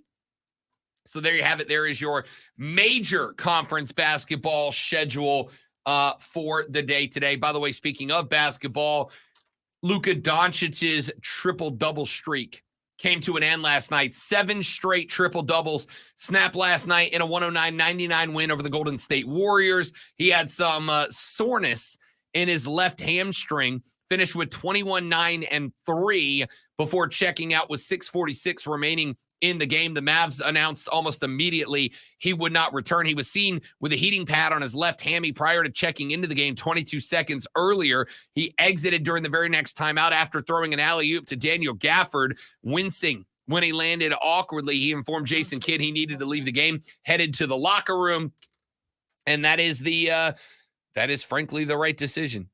That is the right decision to make. You do not take the risk with Luka Doncic. That guy is he going to win the MVP? Probably not, because Nikola Jokic is also a walking triple-double. But he'll absolutely be in the conversation. Him, SGA, Luka, SGA, Nikola Jokic. And I would argue that I think Giannis Antetokounmpo needs to be in that conversation as well. But Dame Lillard has been playing some spectacular shooty hoops lately. And the fact that Dame Lillard is lighting up the strings takes away from the argument of Giannis Antetokounmpo, because those other guys, Nikola Jokic, SGA, Luka Doncic, if any of those guys miss a game, their teams are notably worse. If Giannis misses a game, the Bucks are still pretty good behind Dame Lillard. So I think that's kind of down. All right, let's get a call in here before we run out for Fight Club in the next segment. Torrance up next on the show. Welcome in, big dog. Good to have you. Hey, man. I'm a Tar Heel fan, man. But it seems like your response to Clemson was a bright side revisionist history type of response to them going into a loss like that. Nobody wants to go into any game losing, especially not the tournament. You're losing is a behavior and a pattern that can be repeatable. Winning is also that way. But I don't think they were trying to conserve energy. Want to extra day sleep. I think they got handled, but that's my opinion. But it's always easier when your team loses to say, you know what, on the bright side, at least they're going to be rested. Yeah, listen, I will 100% acknowledge, Torrance. I'll 100% acknowledge it's a bright side argument for me, for sure. I will tell you, if that team that played last night brings that same lack of energy, lack of effort, lack of emotion, whatever you want to call it, into round one, they'll get bounced. And while I have said a number of times, I do think Brad Brownell saved his job by getting the tournament locked in 2.5 weeks ago. If that team shows up and gets bounced in round one by playing the same basketball they played last night, which was sad, slow, pathetic basketball, if they get bounced in round one, all the nice things I've said about Brad Brownell defending him the last 2 weeks, they're right back out the window, my man.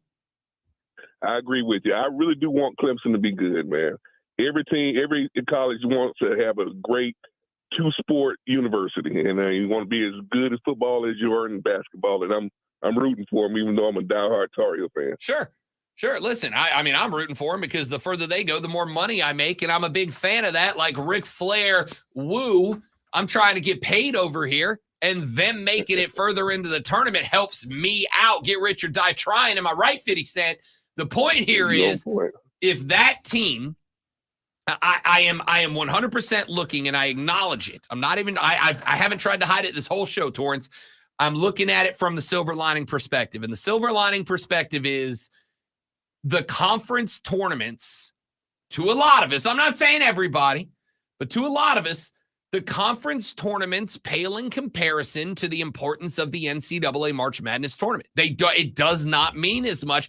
That is why the same banner gets hung for Final Fours as conference tournaments. But if I was to go ask a Michigan State fan or a UCLA fan to name me their last Final Four or name me their last conference championship, most of them are going to know their last Final Four before they know their conference championship. But this is the ACC. This is the basketball conference. Why would you not want to win this? Because that's a big deal. Because it doesn't matter. No, it's not. It doesn't matter. It is a big deal. Sure. You hang a banner, you get a trophy. That's spectacular. Torrance, you're a basketball guy. You can pick right now. UNC this year wins the ACC tournament or they're in the Final Four. Which one are you taking?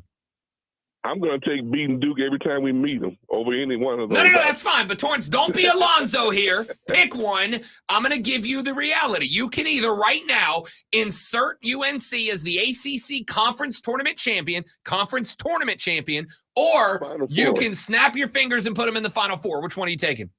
Final Four. Thank you very much. Worst analogies in the business. It really is. Yeah, it's so bad. It's so bad. It's a bad analogy. Listen, no, it's not. First of all, you have to have a team that's able to do it. Like everybody can't just sit their number one point guard and try to relax and give him a break through the regular season so he's fresh for the tournament.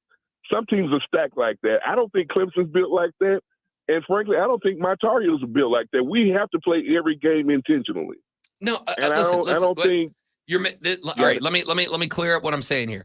I'm not saying any of that's true. I think what y'all are saying is like I'm good with just like being lazy in the conference tournament. What I'm saying is if I am looking at Clemson through a best possible scenario prism, which is what I'm doing here, and I acknowledge that. I am saying the ACC tournament championship pales in comparison. And you want to know how I know that's true? Because I didn't say, Torrance, that you have to pick an ACC title or an NCAA March Madness title. I said, do you want a conference title or do you want to snap your fingers and put your team in a spot where they still have to win 2 more games to win the tournament? And without hesitation, you said the Final Four. That's how I know that's a more important tournament. But the argument should have been, do you want to win your conference tournament or make it to the Sweet 16? Because I think that may be with the role that Clemson has to face and Carolina, for instance, Sweet 16 is more relatable and probably more achievable. Now with that argument, I would say they would rather have won the tournament, the ACC tournament, than to just make it to the Sweet 16. I don't know, man. Of course, anybody would root for the Final Four. Anybody. Yeah, because it's more important. Right. Because it's more important. Every team's not on track to do that. And I don't think Clemson is there. And frankly, the way my Tar Heel is playing up and down, great defense early, laying off defense late, I don't know if we can make it to the Final Four unless the light switch goes back on. I don't know, man. RJ Davis is like for real, dude. Like he for didn't real, do anything the last 3 games, man. And I've been really worried about him not showing up. We'll find out. Torrance, appreciate the phone call, big fella. Let's talk basketball again, man. Thank you very much. 844-326-3663, but you will have to wait a few minutes. Why? Because when we come back, Fight Club with the great one, I am going to go take my Zoloft now, all right? I'm going to go grab the pill box because Lonzo's going to intentionally try to raise my blood pressure in the next segment. Or I'm just not going to do it now because you're taking all the fun out of it. We'll find out, won't we? It's coming up next on the Rob Brown Show on the Fan Upstate.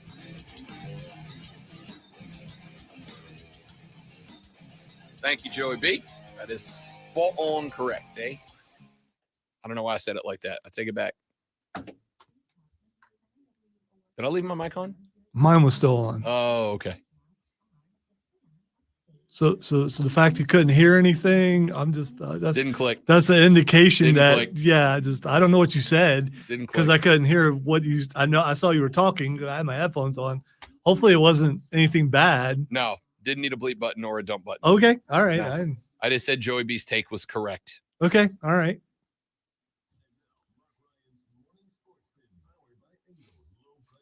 Howard Johnson's right.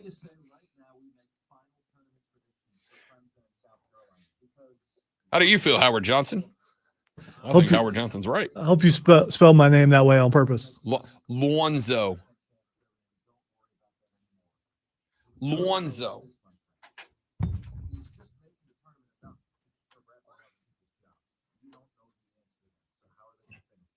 I think Clemson makes the round of 32. They avoid the dreaded 12-5 upset. Clemson will be a 5 seed. What about the Gamecocks? This is where I think you're in for a successful run. Ron Paris takes South Carolina all the way to beat the Elite Eight. That brand of basketball, defense and efficiency, travels. Second best season in Gamecock history.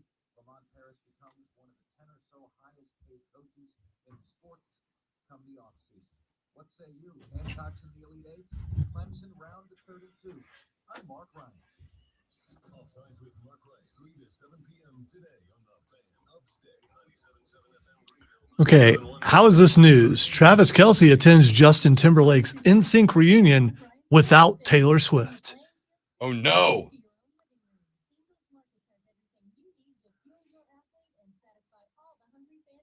Whatever is happening.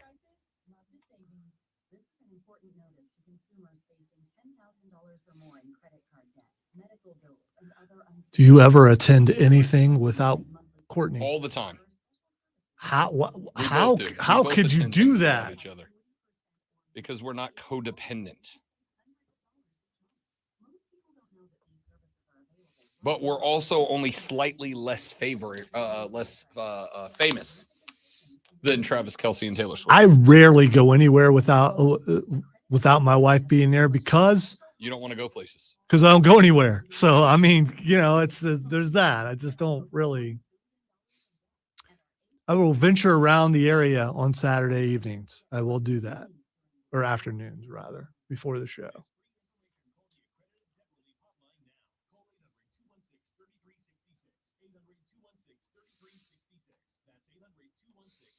If I were here and I were younger than Rob, a young man, I'd probably be doing all kinds of stuff like I did when I was young, but I'm not anymore. I do stuff all the time. No, you do. I have these conversations with my. What I'm saying is, you don't ever do anything. I used to. You're slowing down. I mean, a little bit. It just happens. You slow down. And There's only been like one event, because we've had this conversation all the time, because she has hit that point in her life where she just doesn't want to do things. And so she'll say, I don't care if you go, and I will go to those things. The only thing I've sat out from, because I just didn't want to go, was the Toto Journey concert. And had it been like a bigger concert, I'd have gone. I've gone to concerts without her plenty of times.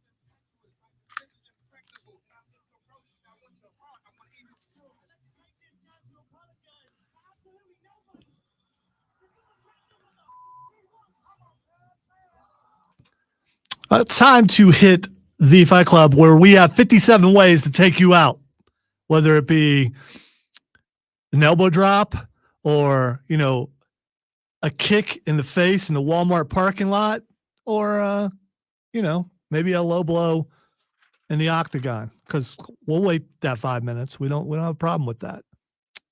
By the way, let me address Henny on the stream. I came to South Carolina with a mullet. So yeah, you'd be right. Because, mullets were a thing back in the day. And I don't have one now because the hair's the same length all the way around. So, but what's wrong with a mullet, Henny? I mean, Rob would have one right now and it would work perfect with his hockey jersey. Listen, the game plan was before I hacked the luscious locks. Before you were told that's it. That's enough. Yeah. The game plan before I locked off the luscious locks was that 3 weeks before the wedding, I was going to go full hockey mullet. And then I was going to get a regular haircut for the wedding itself. And then the lady friend came to me one day and she said, if you want that love, the hair's got to go. And that's the number one argument for anything. Wow. So, okay.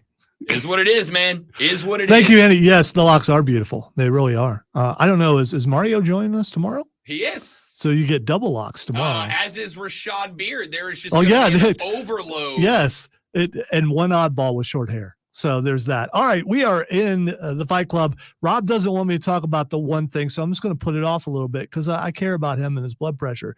So let's start with Cody Rhodes gets his receipt and smacks The Rock, I think maybe harder than what The Rock was expecting. It was a good. This was on me. My bad. Yeah, it was a pretty good smack. Are you okay with how things are progressing? I mean, because they seem to be progressing chalk now that things are on track to the way the fans want it. Yeah, I am. I mean, listen, you've got what we have expected to happening. It is being told to me in an entertaining way. And unless they just screw the pooch, you are going to get the ending to this, 3.5, 4 year story. And what I think is a satisfying payoff, you have added an unexpected character in corporate The Rock. Yes. Which I think is the best way to present that guy. We're going to get Uso v. Uso at WrestleMania, which is, I don't know about you, something I've wanted since they split up a while back. Even if the breakup of the Usos didn't really make a lot of sense. Yeah, but they've already wrestled. I think it was like 2 weeks ago they wrestled each other. Yeah, but so it's WrestleMania. We see this happen. We need some stipulations where it becomes, I mean, it needs to be some sort of no holds barred match or something. I don't know. It needs to be something a little bit more. It's going to be something chaotic. A cage match would be good. I think on top of all of that it being WrestleMania 40, and if you go back and you think about 30 and 20 and 10, the milestone WrestleMania, specifically the 10s, they always throw some dramatic, crazy over stuff at. So I told you my theory about 3 weeks ago is the end of this thing is going to look like a full Avengers Endgame moment. Agreed. Where everybody who has been hooked in this story, everybody, Seth, Drew, Kevin Owens, everybody who's been involved in this story is going to be involved in the payoff. And Cody Rhodes is the beneficiary. I enjoy how it's going. I am just curious how they're going to protect The Rock because he hasn't been in the ring in a long time and he's getting older. That's why he's in attack. I know, Roman's but gonna do the heavy lifting. How much slower is he going to look compared to everybody else? That's the thing. If you really, I would sincerely think about Rock matches, unless you are going back to like early 2000s Triple H when The Rock had hair matches. Rock's matches are never fast-paced. They've never been fast-paced. They have always been slow and methodical and playing to the crowd. But Cody and Seth's matches are fast. I don't disagree. That's why Roman does the heavy lifting. Rock tags in. He has his couple of moments. Cody beats the hell out of him. By the way, Rock and Roman are winning that match. That's not a question mark. And I think you give Rock the final blow. I'm not so certain. You're probably right. But it would be, what a swerve that would be if they didn't win. If Rock and Roman didn't win? Yes. Why, maybe they lose and then the Authority decides to start the match again. I mean, something like that. I don't know if you're going to listen, I think there's ways that you can have Dwayne take advantage of his full power as a board of director guy. I think there's ways that you can make that compelling, interesting to the fans and have it increase the stakes in this match. I think if you do, frankly, anything that creates the perspective that the Bloodline are going to get away with it again, you better have a solid payoff ready for Sunday. All right, I want to talk about a Paul brother, not that one. I want to talk about Logan Paul. Logan Paul is probably going to be facing Randy Orton at WrestleMania for his title. This guy, one by one, is taking on the biggest names in wrestling. He that's all he does is take on the biggest names and holds his own. Will he be world champion someday? Probably. I don't know that he'll get like a long. I mean, he's already wrestled Roman. He's wrestled Rey Mysterio. The Ricochet thing was really good. Now he's going to go against Randy Orton. I mean, You don't need to look at this within the how is he as a wrestler. This isn't a normal dude. He's not here because he's a good wrestler. But he is a good wrestler. I'm not saying he's not. Yeah. I'm saying that's irrelevant to why he will be where he's going to be. He's where he's going to be because of the fact that he's a dude that posts a clip on YouTube and it gets 2 million views. He is the reason that there is. I hate it. It sickens me. It makes me want to vomit. But he is the reason that there is a big chunk of the next generation of wrestling fans, because this guy could fart into a microphone and it'd get 1 million views on YouTube. He brings that aspect to the game. I bet you could do the same. Why don't you try it? Try me, dog. Try me act like I won't do it in this mic just to show you something. Try me. You'll dump it faster than I will fart into a microphone. Yeah, well, I'll dump it, but the stream will get to see it. So there's that. I think it's an amazing feat what he's been able to do, whether you like him or not, and how good he is at what he's doing. And I also am curious, have you ever tried Prime before? No, and I'm not going to. You wouldn't even give it a shot? No. I mean, it might be good. No, I mean, a lot of people seem to drink it. No one okay, let me put it this way. I know a lot of people my age who have tried it, and not one of them has had a positive review of it. And these are people who could not care less one way or the other about Logan Paul or anything else. It's just an overly sugary kids drink that they throw, some vitamins into. It's Hawaiian Punch with vitamins in it. I like Hawaiian Punch. Out of 2. But again, a lot of people my age I've talked to have tried it, and it's just not good from what I've been told.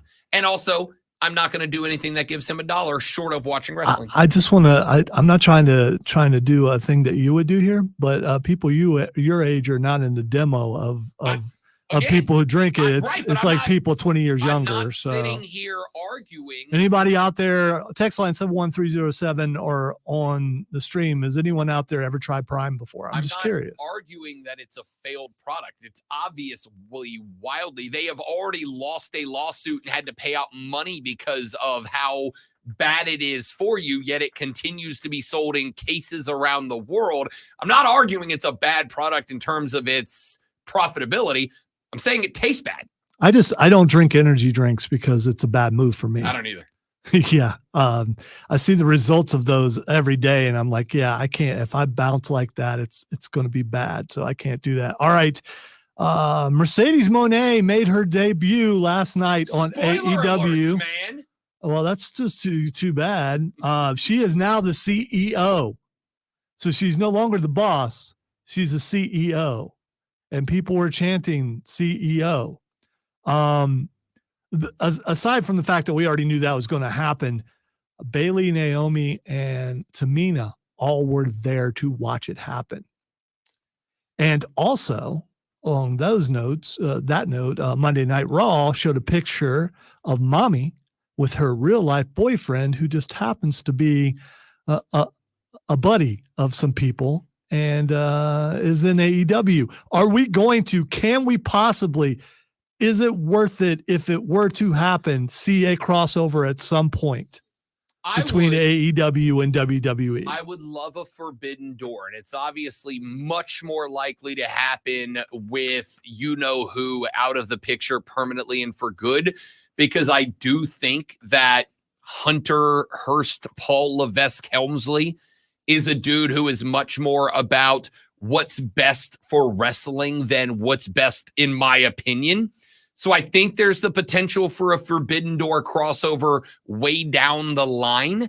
And I also think that would be very good for wrestling if it was to happen.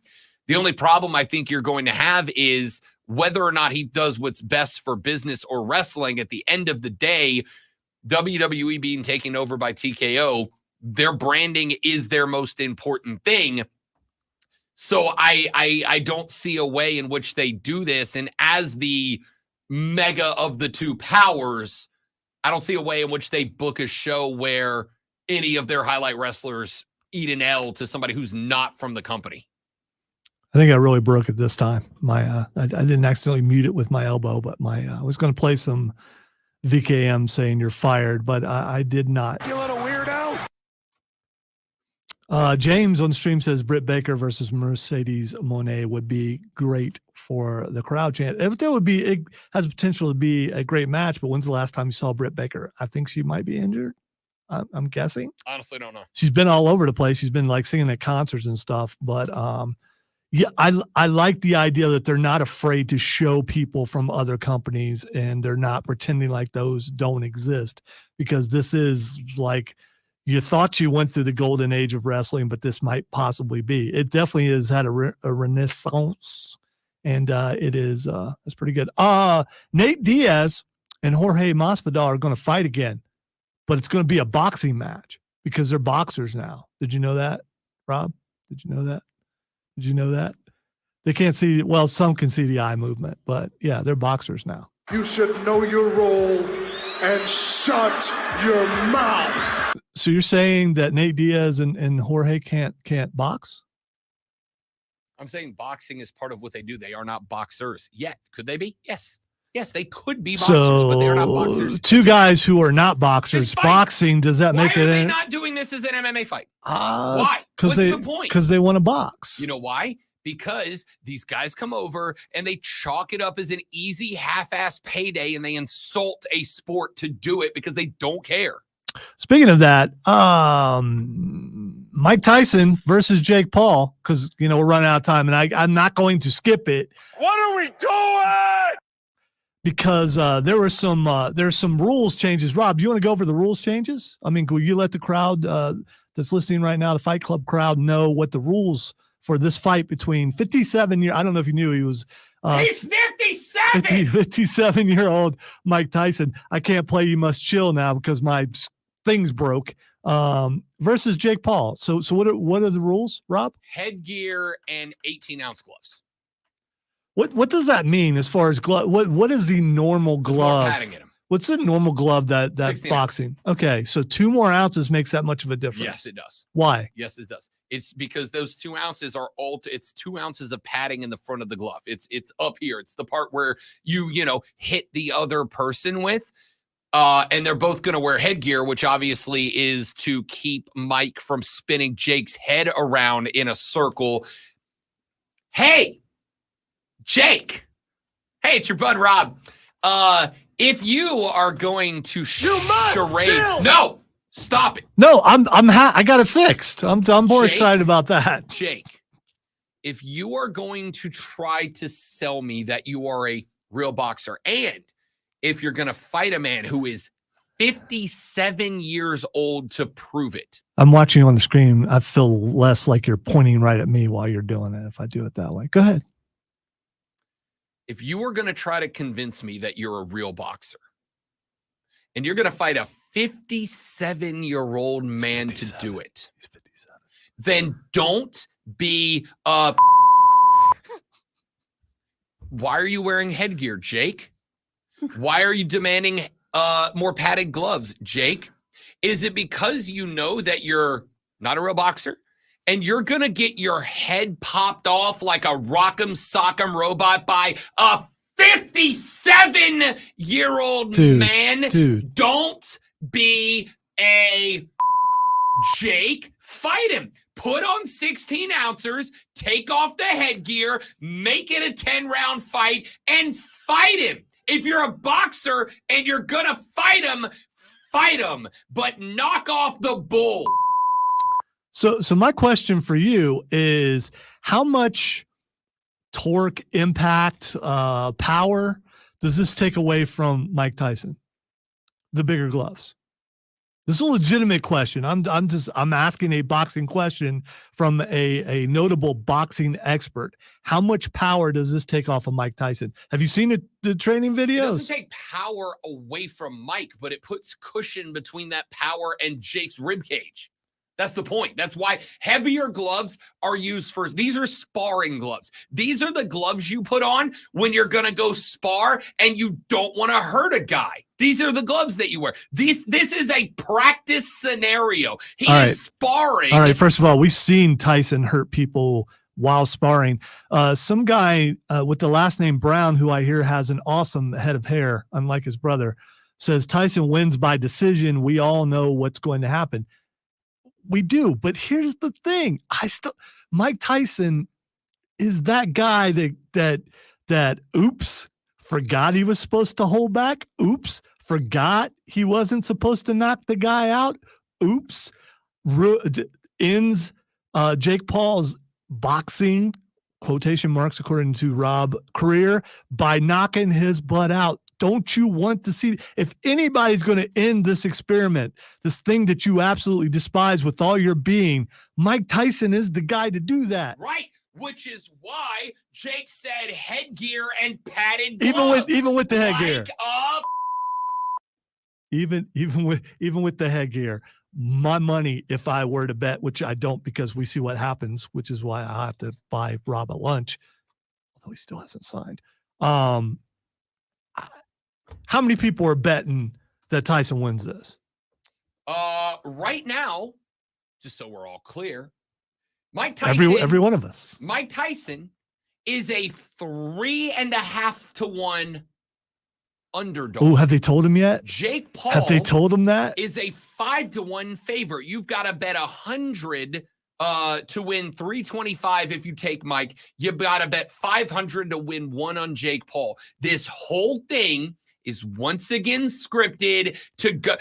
You want to know what happens? I'm going to tell you. Jake Paul is going to win a decision. He's going to win a decision. Why? He wouldn't do it if he couldn't win a decision. Why? Because if he loses to a man who is 57 years old, then nobody's going to give a damn about his next fight. And here's the fun part, America. You already should not. Hey, Nick, what do you have to say about it? What are we doing? I just want to say that, in high school, when I first started playing football, my football number was 57. I just want to say that. It's a good number. I want a good, clean fight. Don't punch Jake in the head, chest, ribs, arms, stomach, or torso. Outside of that, let's get it on. Tyson's going to break him accidentally, and it's going to be awesome. I hope so. I hope I'm wrong. But this is set up. I'll let you know since you're not going to be watching it. I'm definitely going to be watching because I have to pay for it. It's going to be all over my Twitter feed. It's going to be unavoidable. I'm just saying it should be avoided. Back after this to wrap up the show. It's the Rob Brown Show. It's the Fan Upstate.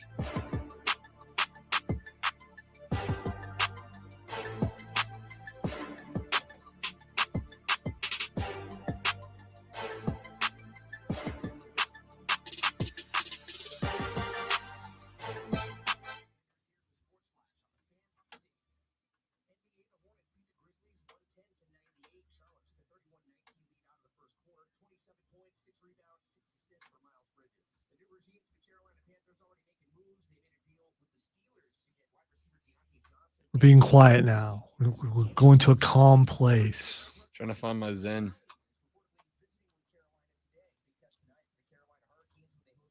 What would be your Zen music? What's that music that calms you down?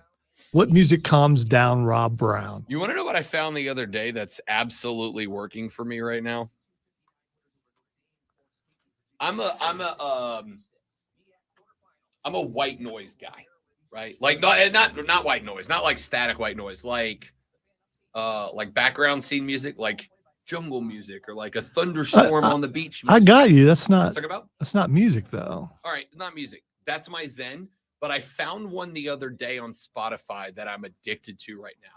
It's Jurassic Park Jungle, right?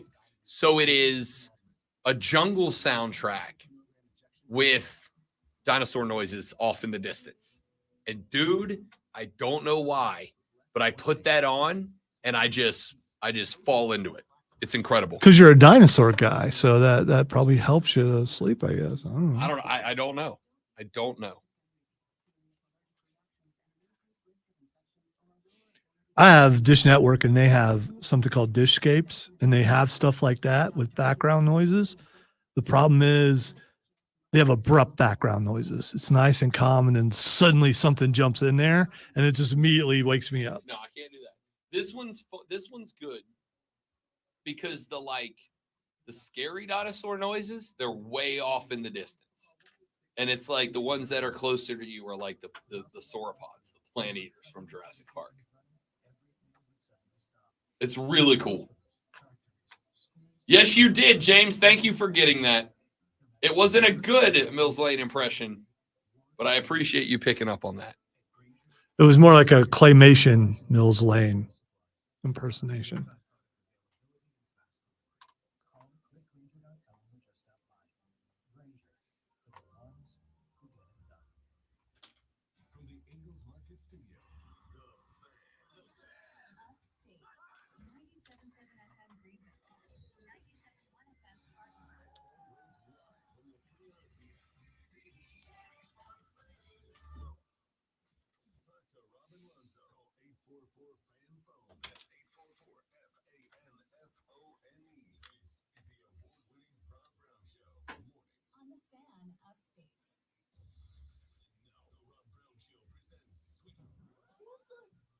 All right, time to ask Rob what the X is going on. And I thought we'd start out with something that might take him to that calm place. Michael Caine is Xing. Michael Caine. I don't know if it's because of this, but I hope it is. There is a clip going around. All right, let me start this by prefacing it and saying that A Muppet Christmas Carol is the greatest Christmas movie that's ever been made. Hands down, not a question. Muppet Christmas Carol is to millennials what It's a Wonderful Life is to the baby boomers. Okay. Every year we go home to go see the Madre. We got to watch It's a Wonderful Life. By the way, Scrooged was that movie for Scrooge me. is great. Yeah. Bill Murray's fantastic in Scrooge. I don't disagree. It's more Carol Kane. Scrooge is a fun, enjoyable Christmas movie. Muppet Christmas Carol, somehow, despite having Rizzo the Rat and Gonzo as your primary narrators, it is still why you got this Gonzo? I'm not. If anything, I'm propping up Rizzo because Rizzo's the best. With Gonzo and Rizzo the Rat as the narrators, it's not like, oh, it's a fun Christmas movie. Oh, it is a good cinematic movie.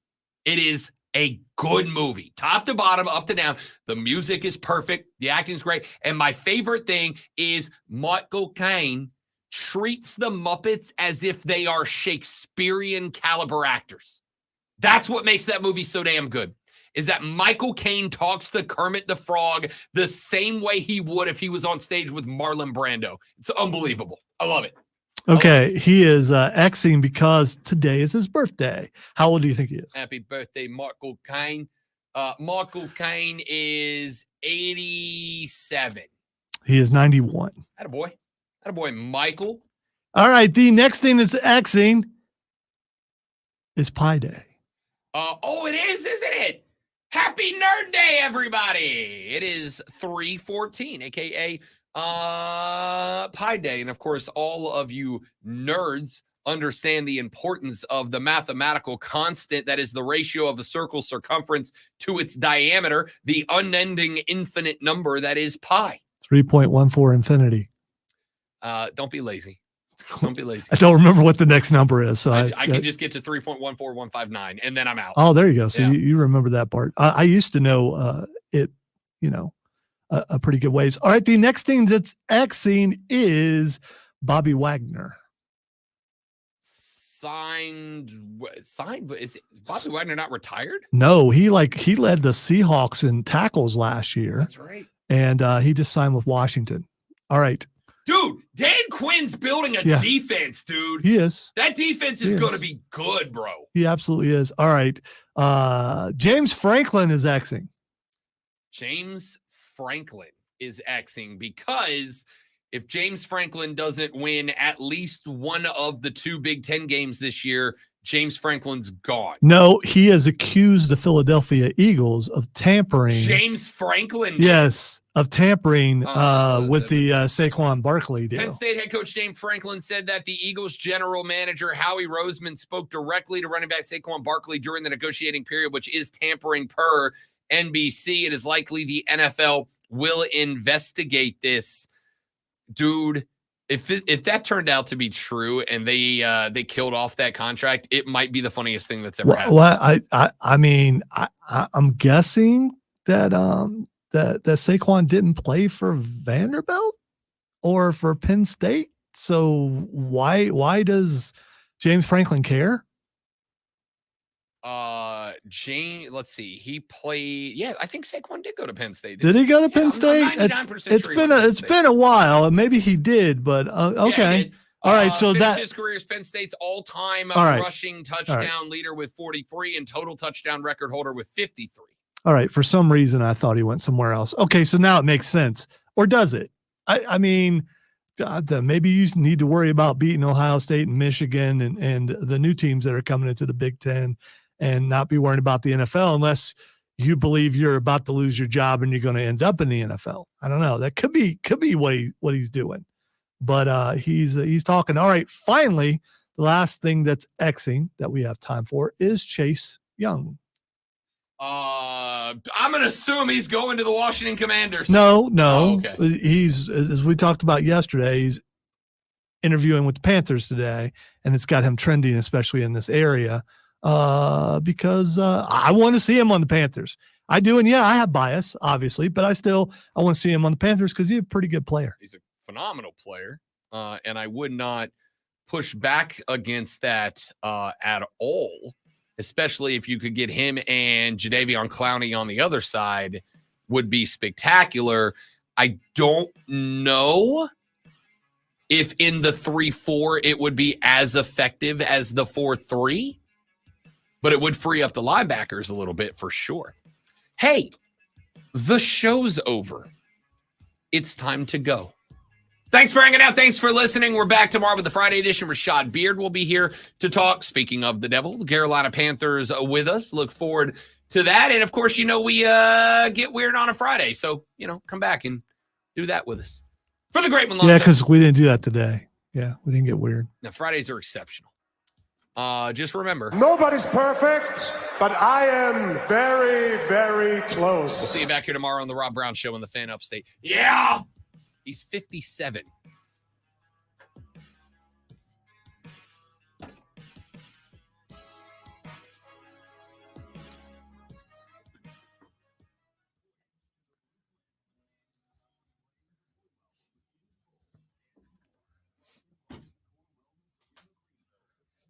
It's pretty wild. A reflection out on the street hit a flash of light, and it just landed right on me.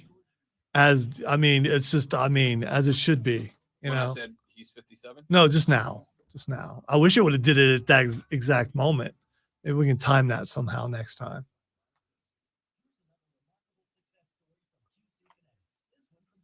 Ooh, I look just like Buddy Holly. Oh, you don't? Oh, and you're Mary Tyler Moore. Oh, man. How many people, when that song came out, knew who Buddy Holly or Mary Tyler Moore was? And they did a Happy Days video. And how many people knew Happy Days at that point? Happy Days. When I was in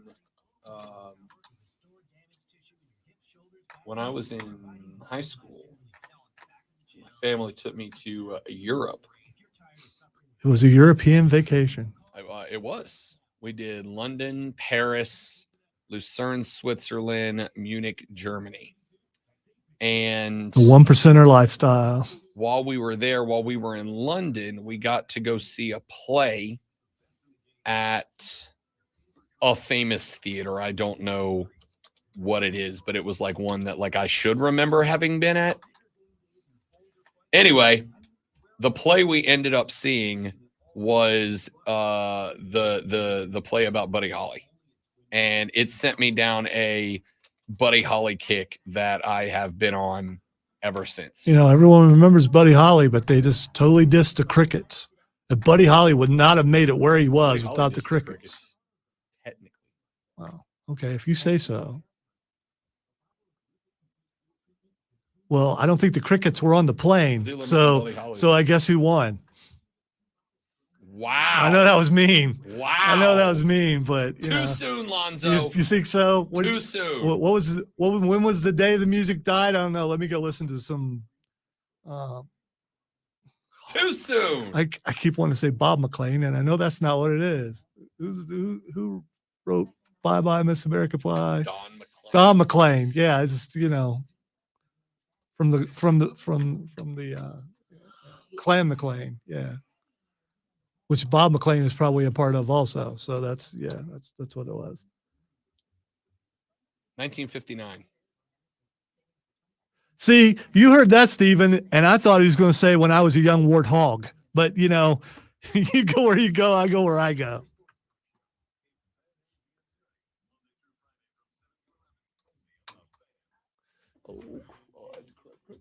All right, dudes and dudettes, you're all spectacular people. Thanks for hanging out. Hope you enjoyed the show. We'll be back tomorrow. Tell your friends about us, all those other love, fun things that I say at the end. Goodbye. Wow.